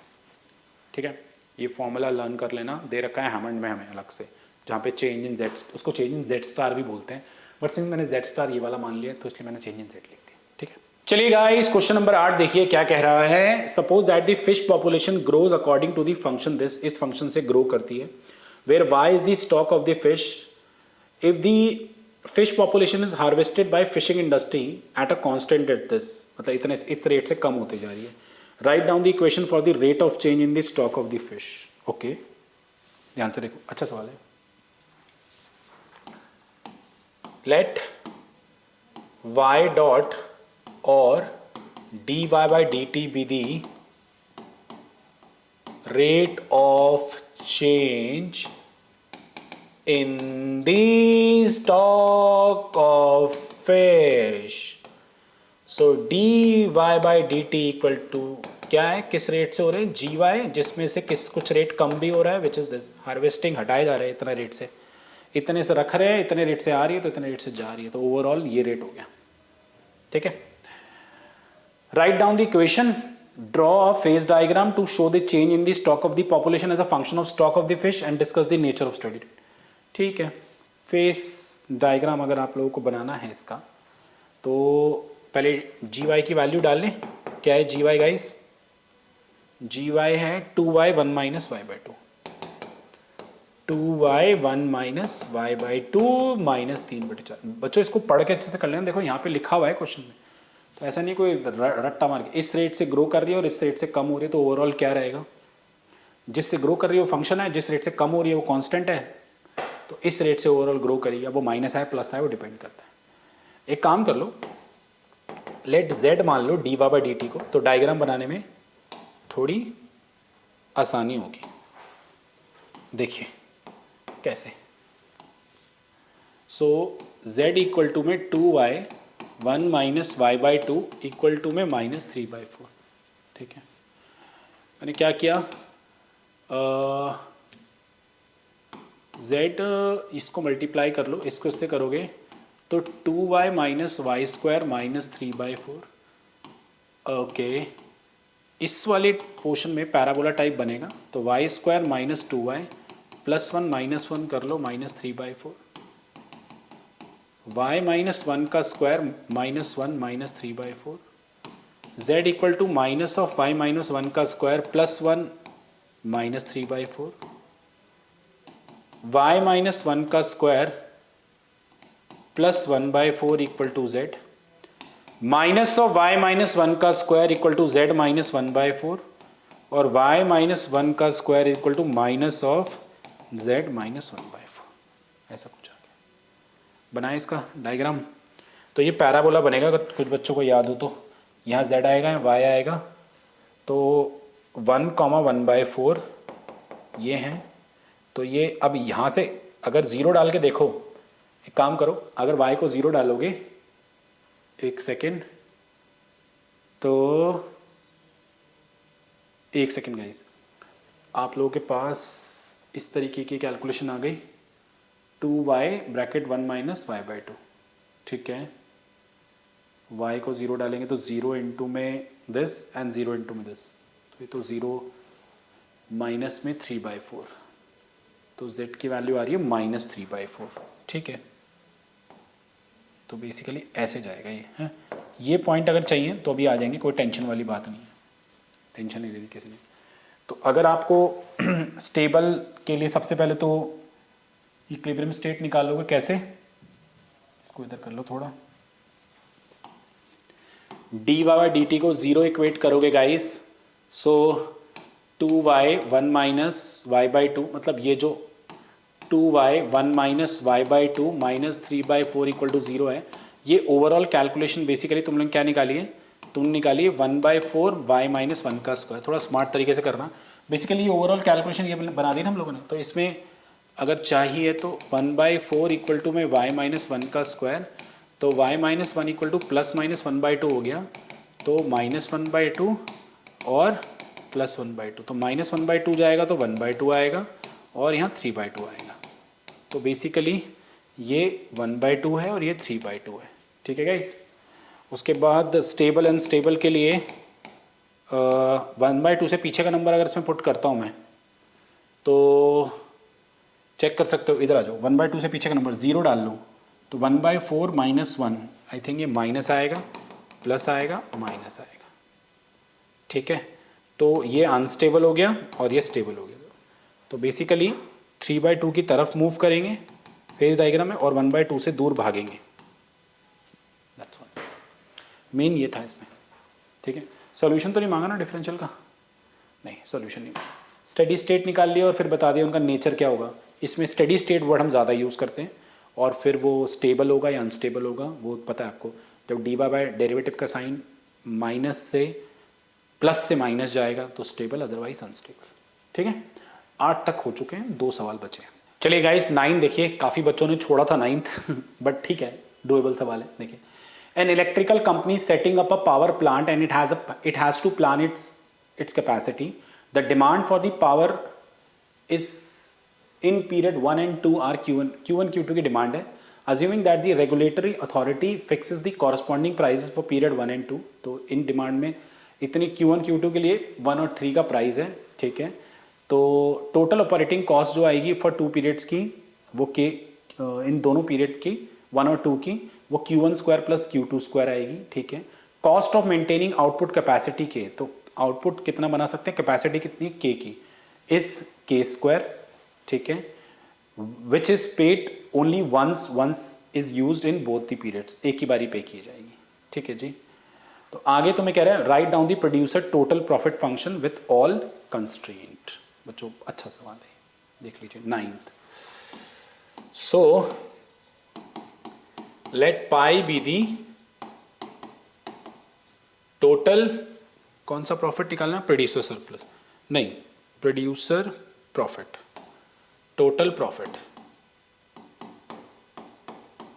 ठीक है, तो पाई तुम्हारे पास क्या होगा, सबसे पहले तो आउटपुट से क्या क्या प्राइजेस तुम लोगों को मिल रहे हैं, जो डिमांड हो रही है सिर्फ प्राइजेस क्या क्या मिल रहे हैं। अगर Q1 Q2 बना लेते हो तो 1 रुपये का प्राइस और 3 रुपये का प्राइस, तो Q1 प्लस 3Q2, इन्हें बनाने के लिए कुछ खर्चे भी कर रहे हो। क्या खर्चे कर रहे हो, Q1 square plus Q2 square.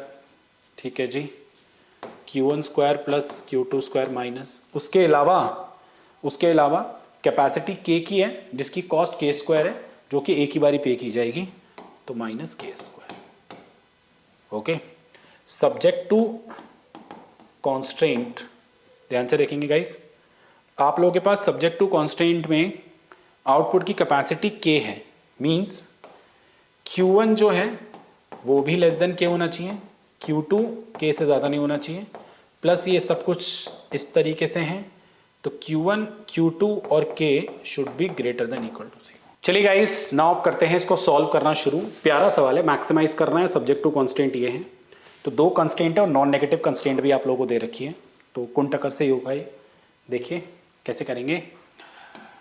Late λ1 and λ2 be the Lagrange multiplier, then L of Q1 Q2 and K क्या है मेरे पास, एक तरीके से function Q1 plus 3Q2, Q1 plus 3Q2 minus Q1 square minus Q2 square minus K square. Yes, ठीक है, minus λ1 Q1 minus K minus λ2 Q2 minus K। Okay, चलिए, del L by del Q1 is 1 minus 2Q1 minus λ1, del L by del Q2 is 3 minus 2Q2 minus में λ2। Okay, and del L by del K is minus 2K minus λ1 minus plus λ1 plus λ2। If you remember non negative में ऐसे ले लेते थे इसको, equal to 0 if Q is positive, Q1 is positive, equal to 0 if Q2 is positive, equal to 0 if not Q3 K is positive। फिर दो वो हैं, λ1 greater than equal to 0, equal to 0 if Q is less than K। ठीक है, और λ2 greater than 0 equal to 0 if Q2 is less than K। ऐसे ही करते थे कुछ, याद होगा थोड़ा थोड़ा तो। ओके ठीक है गाइस, तो ये 5 इक्वेशन मेरे पास हो चुकी हैं। ओके, इन्हें हम याद करो क्या कहते हैं, कुंटक्कर कहते हैं। ओके, अब अपने केसेस बना के चलेंगे इसमें आराम आराम से। उस केसेस से पहले एक अच्छी सी बात क्या है, I would like to discuss. अच्छा, Q1 Q2 और K तीनों ग्रेटर देन इक्वल टू 0 हो सकते हैं। देखो यहाँ पर ना K आ रहा है, अगर मान लो K इक्वल टू 0 होता है देन इक्वेशन थर्ड में λ1 plus λ2 less than equal to 0 होगा, जो कि पॉसिबल ही नहीं है क्योंकि λ1 और λ2 तो पॉजिटिव है, तो उनका total less than equal to 0 कैसे आ सकता है। हेंस सारे मान के क्या चलेंगे, hence K has to be positive. तो जितने भी क्वेश्चन करेंगे K को पॉजिटिव लेकर चलना है, ध्यान रखना। ठीक है, चलिए तो केसेस बनाने चलते हैं। इसको मैं इधर करता हूँ ताकि मैं एक एक करके सारे केसेस इसको देख के बनाऊंगा। देखिए गाइस, सबसे पहले मूव करते हैं केस नंबर 1 पे।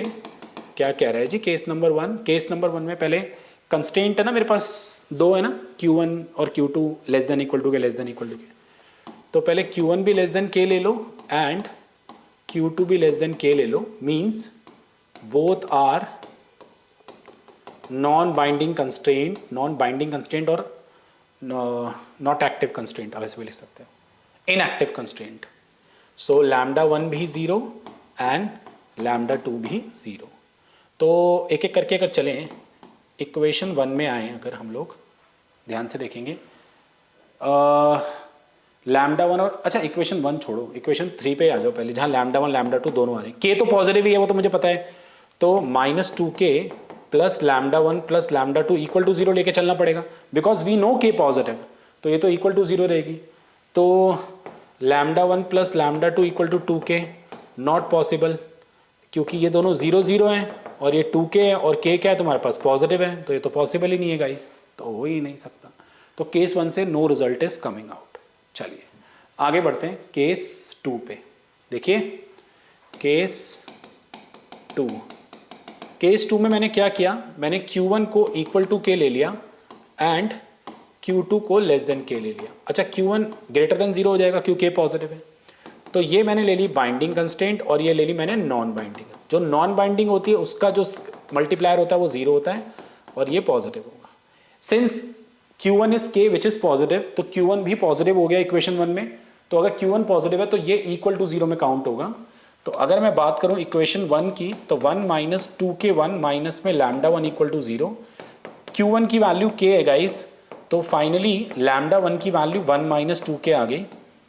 इक्वेशन 2 की तरफ मैं मूव करूंगा तो λ2 0 है, तो 3 minus 2Q2 less than equal to 0 हो गया, λ2 को 0 डाला, Q2 greater than equal to 3/2 आ गया। मीन्स अगर Q2 3/2 से बड़ा आ रहा है, इसका मतलब Q2 तुम्हारा पॉजिटिव हो गया, और Q2 पॉजिटिव है तो इसका मतलब ये इक्वल टू 0 ली जाएगी। It means Q2 equal to 3/2 लेंगे। अगर Q2 3/2 है उससे बड़ा आ रहा है मतलब Q2 पॉजिटिव आ रहा है, और Q2 पॉजिटिव आना मतलब ये कंस्ट्रेंट इक्वल टू होनी चाहिए। कुछ बच्चे कहते हैं सर आपने तो लिया लेस देन इक्वल टू लेके चलोगे तो भी 3/2 आएगा, और लेस देन इक्वल टू लेके चलोगे तो भी Q2 पॉजिटिव की वजह से उसे इक्वल टू लेके वो 3/2 आ जाएगा। ओके, थर्ड पे आते हैं। थर्ड है -2K, λ1 मेरे पास है 1 माइनस 2K और λ2 0 है, ये तो इक्वल टू ही है, तो फाइनली K आ गया यहाँ पे 1/4। आपके पास Q2 3/2 आ रहा है, K 1/4 आ रहा है, Q2 बड़ा आ रहा है 1/4 से, मतलब K से, जो कि पॉसिबल ही नहीं है, हमने तो KC ही लिया है, तो ये भी नॉट पॉसिबल में चला। तो 2 केसेस से तो कोई रिजल्ट नहीं आ रहा। आगे बढ़ते हैं, चलिए गाइस थर्ड केस पे मूव करते हैं, देखेंगे सारे के सारे। थर्ड केस, अब केस 3 में Q1 को लेस देन K लेते हैं एंड Q2 को इक्वल टू K लेते हैं, पॉजिटिव है, यहाँ से λ1 0 और यहाँ से λ2 greater than equal to 0। Equation 1 में आते हैं, लेस देन K है तो 1 माइनस 2K1, λ1 को 0, सो Q1 ग्रेटर देन हाफ आ गया, means Q1 is positive, Q1 positive है तो उसे इक्वल टू मानेंगे, तो Q1 की वैल्यू हाफ हो जाएगी। समझ रहे हो ना यार, वही पिछले वाली बात। इक्वेशन 2 में आ जाओ। इक्वेशन 2 में 3 माइनस 2K λ2 को 0 डालो इक्वल टू 0, Q2 पॉजिटिव है ना क्योंकि K, और Q2 को K डाल दिया, तो K की वैल्यू आ गई मेरे पास, एक सेकेंड, 3 माइनस 2K, ओके ठीक है, 3/2 ही आ रही है। एक सेकेंड, नहीं, λ2 ग्रेटर देन 0 थोड़ी है, वो λ2 वो थोड़ी है। तो यहाँ से तो कोई रिजल्ट निकल सकता है। 3 - 2k2 - λ2 = 0, इसकी वैल्यू k है, λ2 = 0, तो λ2 आ गया 3 - 2k। और अगर आप थर्ड में जाओगे, थर्ड वाली है -2k + λ1 + λ2 = 0। Since λ1 is 0, λ2 is 3 - 2k, तो -4k, तो k आ रहा है 3/4 गाइज, और Q2 भी आएगा 3/4। तो यहाँ से सोल्यूशन आ रहा है Q1 star, Q2 star, K star 1/2, 3/4, 3/4। अच्छा, Q1 क्या K से छोटा आ रहा है? बिल्कुल आ रहा है, 3/4 0.75 होता है ना, और ये 0.5। ठीक है, 3 केस खत्म। Let's move to the case number 4। चलिए गाइस, केस 4 पे मूव करते हैं। प्लीज देखें सारे के सारे बच्चे, केस 4 पे क्या होगा। केस 4 पे Q1 भी K, Q2 भी K, both are binding, λ1 positive, λ2 positive. ठीक है, चलिए देखिए, तो इक्वेशन 1 में k पॉजिटिव है तो सब इक्वल टू में जाएंगे, तो 1 - 2k 1 माइनस में λ1 = 0। एक काम करो, Q1 को k डाल दो और k की वैल्यू आ गई 1 - λ1/2। ठीक है, सेकंड में आ जाओ, 3 - 2k2 - λ2 = 0। Q2 को k डाल दो, ठीक है, k की वैल्यू आ गई 3 - λ2/2। थर्ड पे आ जाओ, -2k + λ1 + λ2 = 0। सो यहाँ से k की वैल्यू आ गई λ1 + λ2/2। ठीक है, चलिए, सो पहले वाले केस से क्या आया है, 1 - λ1/2 और 3 - λ2/2। 1 - λ1/2 और 3 - λ2/2, ऐसे कुछ आया क्या? ठीक है, एक सेकेंड, दोनों में 2 ही है ना यार, कुछ गड़बड़ नहीं होनी चाहिए, वरना फाइनल कैलकुलेशन में बिगड़ जाएंगी चीज़ें। ओके, ठीक है, तो यहाँ से 1 - λ, 3 - λ2, तो बेसिकली इक्वेशन आ गई -λ1 + λ2 = 2। फिर सेकेंड और थर्ड को लो, ये वाला आ गया, और λ1 + λ2/2 इससे कट गया, 3 - λ2 λ1 + λ2। ठीक है, यहाँ से आ गया λ1 प्लस में 2 λ2 = 3। इधर आ जाओ, ये है -λ1 + λ2 = 2। गाइज ये कटा, 3 λ2 = 5, λ2 आ गया 5/3, और λ1 क्या आएगा, λ1 हो जाएगा बेसिकली, किसी भी इक्वेशन में डाल लो, जैसे ये वाली इक्वेशन है ना, -λ1 5/3 = 2, तो -λ1 2 - 5/3, 3 दूनी 6 में से 5 गए 1/3, बट λ1 नेगेटिव आ रहा है, विच वॉन्ट बी पॉसिबल, यानी इस वाले केस से भी कोई रिजल्ट नहीं आया, तो एक ही केस से रिजल्ट आ रहा है बस हमारे पास। ठीक है, बड़ा बाहुबली सवाल था। चलिए लास्ट क्वेश्चन में मूव करते हैं, इसके बाद लास्ट क्वेश्चन भी बहुत प्यारा सवाल है गाइस। चलिए गाइस, 10th क्वेश्चन देखिए, इसमें काफ़ी बच्चों का डाउट है, मेरी बुक में भी ये क्वेश्चन है, तो मैंने वहाँ पर ये कराया नहीं है, तो मैंने सोचा 10 ईयर में ही सॉल्व हो जाएगा। देख लीजिए, पहले 2 पार्ट तो इसके ईजी है, क्वेश्चन थोड़ी गलत आया था, बट मैंने लिख दिया मैक्सिमाइज करना है। यहाँ से देखो, इस क्वेश्चन में क्या था, मैक्सिमम इसके साथ ये भी था, और थोड़ा सा मिक्स एंड मैच करा हुआ है, बट ठीक है, देख लो। Assuming z to be a fix number, solve the problem z 0 और z को 4 लिखे। तो मैं एक एक करके करूँगा। पहले when z = 0, then subject to constant हो जाएगी x + y <= 3, 2x + y <= 1, x + 2y <= 1, ऐसा होगा। चलिए इसका डायग्राम अगर बनाए हम लोग, ध्यान से देखें। ओके बच्चों, थोड़ा सा डायरेक्ट करेंगे, ठीक है। एक काम करते हैं, 1 2 3 1 2 3 0 3 0 3, ठीक है, ये हो जाएगी ऐसे, इधर आ जाओ। ओके, x को 0 डालेंगे y1, y को 0 डालेंगे x 1/2,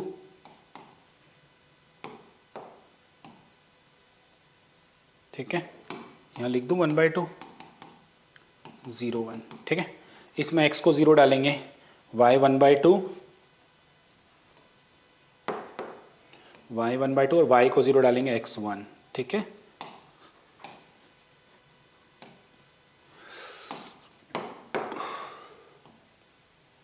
ऐसा आएगा गाइस ये, ठीक है।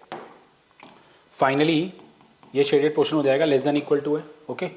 Corner point A B C D, थोड़ा समय बचा रहा हूँ मैं आप लोगों का और अपना भी। 1/2 0, इसको इन दोनों का इंटरसेक्शन आएगा, ये 1/3 आएगा अगर आप सॉल्व करोगे, और ये 0 1/2 है, तो जो मिनिमा z बनेगा ना वो इंटरसेक्शन वाले से मिलेगा। तो वो आप चारों कॉर्नर पॉइंट रख के देख सकते हो, आप ए, आप बी, आप सी और डी, ये चारों पॉइंट रख के अगर आप z में देखोगे तो मैक्सिमा चाहिए ना बेसिकली। तो पहला 0, 3/2, 3/3 और 4/2/3, 5/3 एंड 2/2 इज़ 1, तो यही आ रहा है मैक्सिमा। तो पहला पार्ट ठीक है, सिंपल है, कोई दिक्कत नहीं। डैश लाइन भी बना सकते हो, डैश लाइन बनाना चाहो तो 3x + 2y = 5/3 लेके चलो, x को 0 डालोगे तो y आएगा 5/6, 5/6 आएगा क्या, एक मिनट देखूँ, x को 0 डालेंगे 5/3 आ रही है ना value, 5/6 0 point something but half से बड़ा आएगा, ठीक है। और y को 0 डालोगे आएगा 5/9, तो 5/9 इज 0 पॉइंट, इससे भी हाफ से बड़ा, तो बेसिकली ऐसे चले जाएगा, ठीक है। पहला पार्ट एकदम। चलिए गाइस, दूसरे पार्ट में अगर आप देखेंगे तो कह रहा है z को 4 लेके, तो z को 4 जब डालोगे तो इधर 5 हो जाएगा, इधर भी 5 हो जाएगा। तो मैंने इक्वेशन बना दिया ताकि मेरा आपका समय बचे, ये ठीक है। Now making the graph of this, देखिए, ठीक है, ओके, थोड़ा सा इधर खिसका दें इसको, ठीक है। चलिए नंबर्स ले लेते हैं, आई थिंक 5 तक ही चलते हैं, 1 2 3 4 5, 1 2 3 4 5, ठीक है। पहली इक्वेशन, x को 0, y को 3, ये भी 3, ठीक है। तो फाइनली ये आ गए ऐसे, अरे अरे अरे नीचे आ जाओ मेरे दोस्त, एक सेकंड गाइस, इसको हटाते हैं, दोबारा बनाते हैं, ठीक है। तो ये 3 हो गया, फाइन। नेक्स्ट है x को 0, y को 5, ठीक है, और y को 0 तो x 5/2 यानी 2.5, ठीक है जी।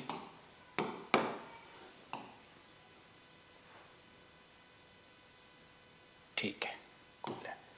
सेकंड इक्वेशन है, फर्स्ट और सेकंड हो गई, थर्ड की तरफ चलें। थर्ड पे अगर हम आए तो x को 0, y 5/2, 5/2 बोले तो 2.5, ठीक है, और y को 0 तो x 5, तो बेसिकली कुछ ऐसे चले जाएगा, आया मज़ा। तो फाइनली ये हो गया शेडेड पोर्शन। 10 नंबर का सवाल है गाइस, कर लो, आ सकता है एज इट इज़ भी। तो a 0 0, b 2.5, 0, ये c 2, 1 आएगा गाइस। फिलहाल मैं लिख रहा हूँ, ग्राफ से अच्छा दिख रहा है, और ये 1, 2 आएगा, थोड़ा गलत दिख रहा है बट ठीक है, समझ जाना। और ये 5/2, 0, ये भी आएगा ना, हाँ। तो these all are the points जो तुम्हें पुट करने। तो finally a 0 0, b is 2.5, 0, c is 2 1, d is 1 2, and e is 0, 2.5. And what is z? 3x plus 2y, पहला 0, 7.5, 3 दूनी 6, 6 और 2 8, 3, 2 दूनी 4, 7, 2.5, 5, ये आ गया मैक्सिमम। खत्म खत्म। अच्छा इसका डैश लाइन भी बना दो। 3x + 2y = 8, x को 0 डालोगे तो y आएगा 4, ओके, एंड y को 0 डालोगे तो x आएगा 8/3 समवेयर हेयर। तो बेसिकली ये ऐसे होता हुआ आ रहा होगा, इसको यहाँ कट करता हुआ ऐसे निकल जाएगा। पहले 2 पार्ट के लिए मैंने सवाल नहीं कराया, तीसरे पार्ट के लिए मैंने सवाल कराया और अब मैं उस पर जाने वाला हूँ। अपने आँख, कान, दिमाग सब खोल लो, आसपास की डिस्टर्बेंस हटा दो। वैसे एग्जॉस्ट हो गया ना तुम्हारा पेपर करके, आई अंडरस्टैंड, बट क्या करें, करना तो पड़ेगा ही। देखिए अगला पार्ट।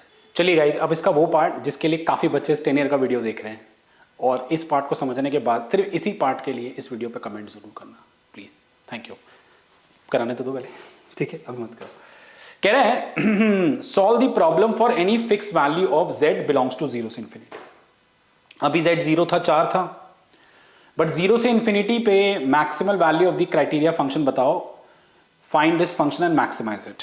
ठीक है, 0 से इन्फिनिटी के बीच में z लाई कर रहा है गाइस, ठीक है, ओके, ये हमारा दूसरा केस था, एक सेकेंड, ठीक है, तो z है ये, बट 0 से इन्फिनिटी के बीच में हमने देखा मैक्सिमम वेरी किया। देखो 0 पे कुछ और मैक्सिम आया था, और जब z 4 था तो कुछ और मैक्सिम आया था। तो हम जरा ध्यान से देखें, जब z बहुत छोटा था, बहुत छोटे में जब वो सबसे छोटी वैल्यू 0 कंटेन कर रहा था, तब हमने देखा इस इक्वेशन ने तो कोई भी रोल प्ले नहीं किया, सब कुछ यहीं पे सिमट गया। तो मतलब कोई ऐसा z ले कि z 0 पे ये था, z 1 पे कुछ और आएगा, 2 पे कुछ और आएगा, 3 पे, 4 पे, 5 पे। अब देखते हैं कहां तक z ऐसा रहना चाहिए जिससे कि आपका जो सोल्यूशन निकले वो सिर्फ और सिर्फ इन दो के इंटरसेक्शन से ही निकले। मेरी बात समझ रहे हो? जब z 0 था तो ये सोल्यूशन आया था, क्लियर है? अब आप लोग z को थोड़ा सा और बढ़ा लो, तो मान लो ये इधर कहीं आ जाएगी, तब भी शेडेड पोर्शन यहीं से ही आएगा, तब भी यहीं से आएगा, यहीं से आएगा। तो मतलब z बहुत छोटे पे यही दो कंस्ट्रेंट के इंटरसेक्शन मुझे सॉल्यूशन दे रहे हैं, है ना? फाइन। तो पहले मान के चलते हैं z की ऐसी क्या रेंज होगी 0 से लेके अपर लिमिट कहां तक z को रोके जिससे सिर्फ इन्हीं दोनों के इंटरसेक्शन से मेरा मैक्सिमम z निकले। ओके, चलिए, तो मैं इसको यहां लिख रहा हूं, केस 1। केस 1 में क्योंकि किताबों में डायरेक्ट लिख दिया है, assuming optimal solution is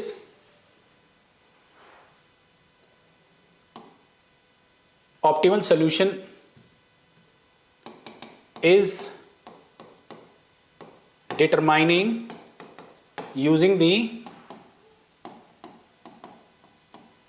intersection of second and third constraint. तो सेकेंड एंड थर्ड कॉन्स्ट्रेंट क्या है गाइस, देखें,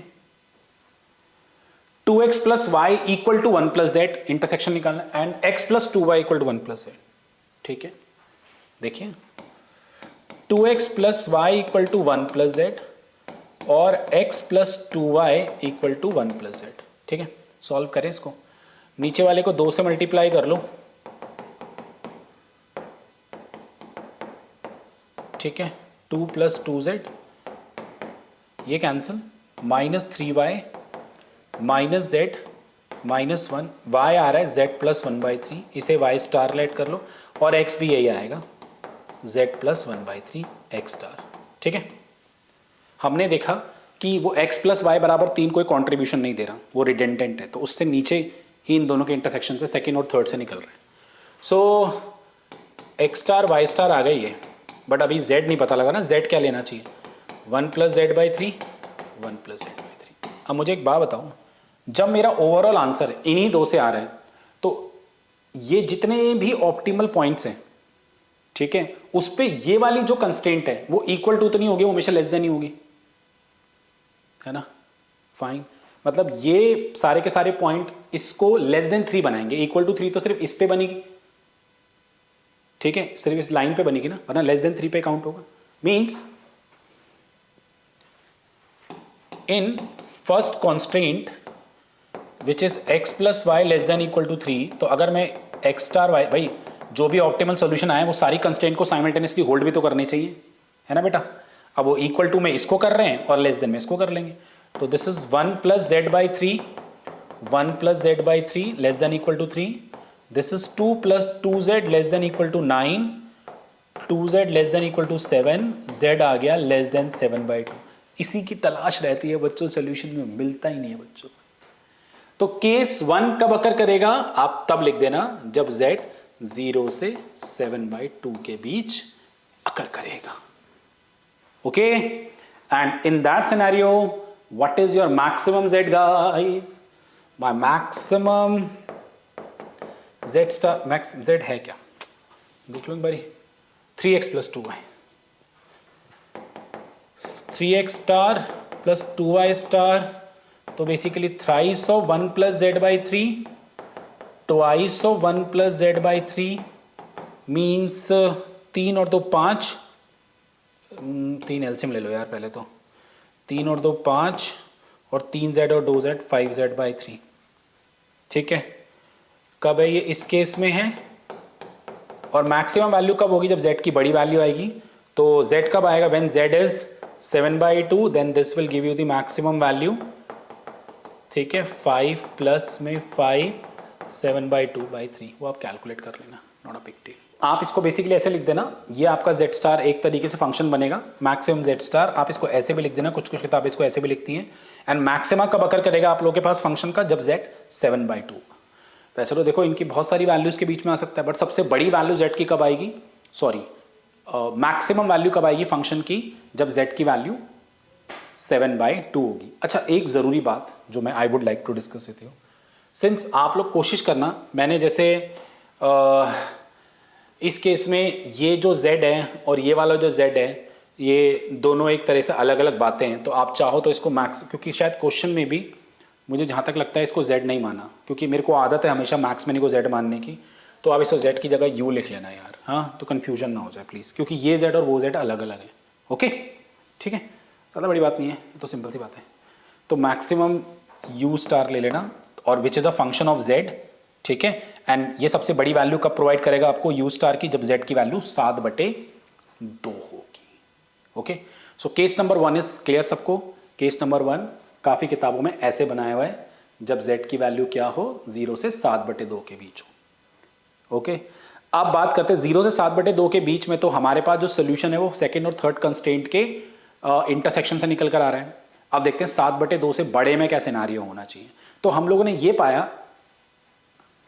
कि जब z 0 से हटके 4 हो गया था, तो तुम लोगों ने ये देखा कि जो ये वाली कंस्ट्रेंट थी फर्स्ट वाली, मतलब z जब थोड़ा सा और बड़ा होता गया, तो जो फर्स्ट वाली कंस्ट्रेंट थी, ये वाला जो इंटरसेक्शन आया था जिससे आंसर आया था 2,1, और एक ये वाली कंस्ट्रेंट, फर्स्ट और सेकंड से हमारा आंसर निकल कर आया था, थर्ड नहीं। मतलब आप लोगों के पास जो ये पॉइंट आया था, ये फर्स्ट और थर्ड जो थी, सॉरी फर्स्ट और सेकंड जो थी, वो इक्वल टू 3 और इक्वल टू 5 बन रही थी इससे। बट जो ये वाली कंस्ट्रेंट थी, थर्ड वाली कंस्ट्रेंट जो थी, वो लेस देन 5 बन रही थी। वैसे भी देखो ना, ये पॉइंट इस कंस्ट्रेंट से नीचे आ रहा है ना, येलो से नीचे आ रहा है, तो उसको लेस देन ही बनाएगा। तो इट मीन्स आप केस 2 ऐसा लेके चलेंगे। देखो एक केस ऐसा भी हो सकता है कि ये तो फिक्स है, ये तो x प्लस, इसका तो z से कोई लेना देना ही नहीं है, x plus Y less than equal to 3 का। तो z को इतना बड़ा तुम डाल दो कि ये दोनों कंस्ट्रेंट इससे भी ऊपर निकल लें।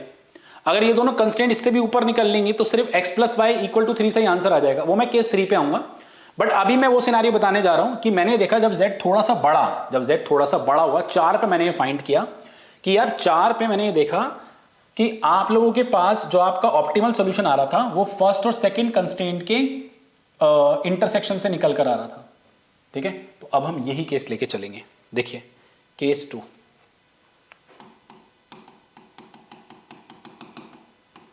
assuming that optimal solution is determining by taking the intersection of first and second constraint। ठीक है, तो फर्स्ट कंस्ट्रेंट क्या है मेरे पास, x plus Y equal to 3, और अगली वाली क्या है, 2x plus Y equal to 1 plus Z. Check कर लेना, 2x plus Y equal to 1 plus Z. इसको माइनस कर लें, तो minus X is equal to में 2 माइनस जेड, तो x आ गया z माइनस 2, एक्स स्टार ले लो इसको, और x को यहाँ पुट करोगे z minus 2 plus Y equal to 3, तो y आ जाएगा मेरे पास 5 minus Z which is Y star. तो क्या आ गया मेरे पास एक तरीके से z माइनस 2 और 5 माइनस जेड, ये निकल कर आ गया। प्लस ये फर्स्ट और सेकंड से आया है, तो इसका मतलब थर्ड में तो ये होल्ड तो करेगा बट लेस देन वाला केस लेगा। थर्ड वाली कंडीशन मेरे पास क्या है, थर्ड वाली इक्वेशन है x plus 2y equal to 1 plus Z. मैं 5 से लेके नहीं कर रहा, वो 4 लेकर आया है। x plus 2y 1 plus Z, तो x की वैल्यू अगर मैं यहाँ पुट करूँगा, बच्चों बहुत छोटे छोटे पॉइंट्स ध्यान रखने, बहुत छोटे छोटे पॉइंट्स। अच्छा बिफोर दिस पहले यहाँ पे आ जाओ। हमें पता है आप लोगों के पास z जो है वो पॉजिटिव है, x स्टार y स्टार भी पॉजिटिव है। अगर ये x स्टार y स्टार है तो इससे पहले ऐसे लिख दो, we know x star is positive and y star is positive. हम यही चाहते हैं ना पॉजिटिव इनको, तो z माइनस 2 पॉजिटिव मतलब z greater than equal to 2, और z minus 5 positive 5 minus z positive मतलब z should be less than equal to 5। तो यहाँ से केस निकल गया z 2 से बड़ा बट 5 से छोटा। यहाँ से देखते हैं क्या निकलता है। x की वैल्यू क्या है z माइनस 2, y की वैल्यू क्या है 5 माइनस जेड। छोड़ना नहीं है बच्चों, मैं समझा रहा हूँ सवाल, ठीक है। ज़्यादा अगर किसी ने LPP करा है तो उसे बड़ा मज़ा आ रहा होगा, बाकी तो कुछ बच्चे बेचारे चले गए होंगे, सर हमारे बस की ना है, ऐसे मत करो यार, समझा तो रही हूँ ना। तो क्या करा जाए, minus 2z less then 1 second 8, और ये आ जाएगा 7, तो z आ रहा है greater than equal to 7/2। Greater than equal to 7/2 और ग्रेटर देन इक्वल टू 2 में common greater than equal to 7/2 हो गया, और लेस देन इक्वल टू 5, तो केस 2 बन गया 7/2 से 5। उस केस में सोल्यूशन आ रहा है ये, आई एम सॉरी।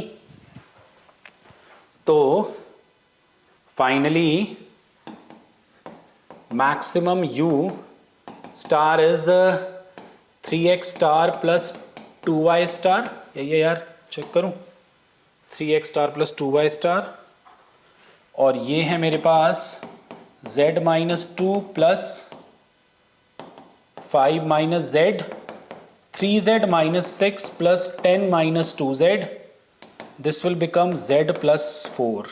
ठीक है, ये किस सिनेरियो में आ रहा है, जब z 7/2 से 5 के बीच है। ठीक है, 7/2 से पहले के लिए तो आपको पता है 3 वाला कोई कंट्रीब्यूट ही नहीं करेगा, सिर्फ सेकंड और थर्ड के इंटरसेक्शन से निकलेगा। ठीक है, एंड मैक्सिमा कहाँ आएगा, मैक्सिमा ऑफ u स्टार आएगा जब z 5 हो जाएगा, व्हेन z इज 5। बताओ ना, सब इस रेंजेस में ये मैक्सिमा आ रहा है, तो z को क्या ले जिससे सबसे बड़ी वैल्यू है 5, तो मेरे हिसाब से 9 हो जाएगी। ओके, क्लियर है। ठीक है गाइस, तो हम लोगों ने क्या देख लिया कि कहाँ कहाँ पे कैसे कैसे मैक्सिमा कर सकता है दो केसेस में। So we know that z जो था 0 से इन्फिनिटी था, तो पहला केस बना 0 से 7/2 का बीच, दूसरा केस बना 7/2 से 5 के बीच, अगला 5 से बड़े में। तो मुझे एक बात बताओ, जब z डायग्राम पे आते हैं केस 2 वाले पे, तो केस 2 तक हम लोगों ने ये पाया कि x प्लस 3 और इसके बीच का इंटरसेक्शन, सॉरी x प्लस 3 वाली इक्वेशन और इसके बीच का इंटरसेक्शन चल रहा था। अब z अगर बहुत बड़ा हो जाएगा तो बेचारे ये येलो और ये पिंक इस 3 को छोड़ के बहुत ऊपर निकल लेंगे, और बहुत बड़े में वो 5, क्योंकि 5 या 5 से बड़े में तो काम इंटरसेक्शन से हो रहा है, बट अगर 5 से बड़ा z हो जाएगा तो वो इन दोनों को, मतलब ये वाली लाइन को, ग्रीन वाली लाइन को, ये दोनों फांद के आगे निकल जाएंगे। तो ये जब दोनों ग्रीन वाली लाइन को फांद के आगे निकल जाएंगे, कैसे भी आप चाहो तो z को 5 से बड़ा 6 लेके देख लेना, तो x प्लस वाई 3 ही नजर आएगा। तब आपका जो बेसिकली मैक्सिमा करेगा उसके लिए पॉइंट क्या होंगे, 0 0 3 0 और 0 3। Very interesting. तो 0 0 पे तो ये 0 होगा, 3 0 पे 9 होगा, और 0 3 पे 6 होगा, तो 3 0 पे मैक्सिमा करेगा। अगर, क्योंकि ये दोनों इक्वेशन z की वैल्यू पे डिपेंड कर रही हैं, तो अगर z बहुत बड़ा होता जाएगा तो ये दोनों, तो भाई येलो और पिंक तो वैसे ही देखो दूर जाना शुरू हो गया, येलो भी और दूर जाना शुरू हो जाएगा। आप चाहो तो 5 से बड़ा रख के देख लेना, मुझे कोई दिक्कत नहीं। आप z को 5 से बड़ा 6 डाल के देखना, ये दोनों बेचारे इससे दूर हो जाएंगे। तो ग्रीन वाला शेडेड में सिर्फ ग्रीन वाला यानी 3 वाला ही लाई करेगा। तो it means you should write that in case 3 z is greater than equal to 5, maxima occur at the corner point of x plus y less than equal to this. That means either 0 0, maximum occurs this 0 0 0 3 और 3 0. तो z की value 0, एक में 6, एक में 9, तो maxima occur at 3,0. ठीक है बच्चों, ऐसे ही केस बने में अगर आप उसमें देखोगे तो. This is beautiful question, beautiful. ठीक है. सो मेरी तरफ से ऑलमोस्ट मैंने एडवांस एमएमई का पेपर करा दिया है. कमेंट कर लेना, अपना काम निकाल के मत जाओ. लाइक प्लीज करना, maximum like, maximum comment motivate me to do much more good thing for you. Okay, thank you so much guys, bye bye.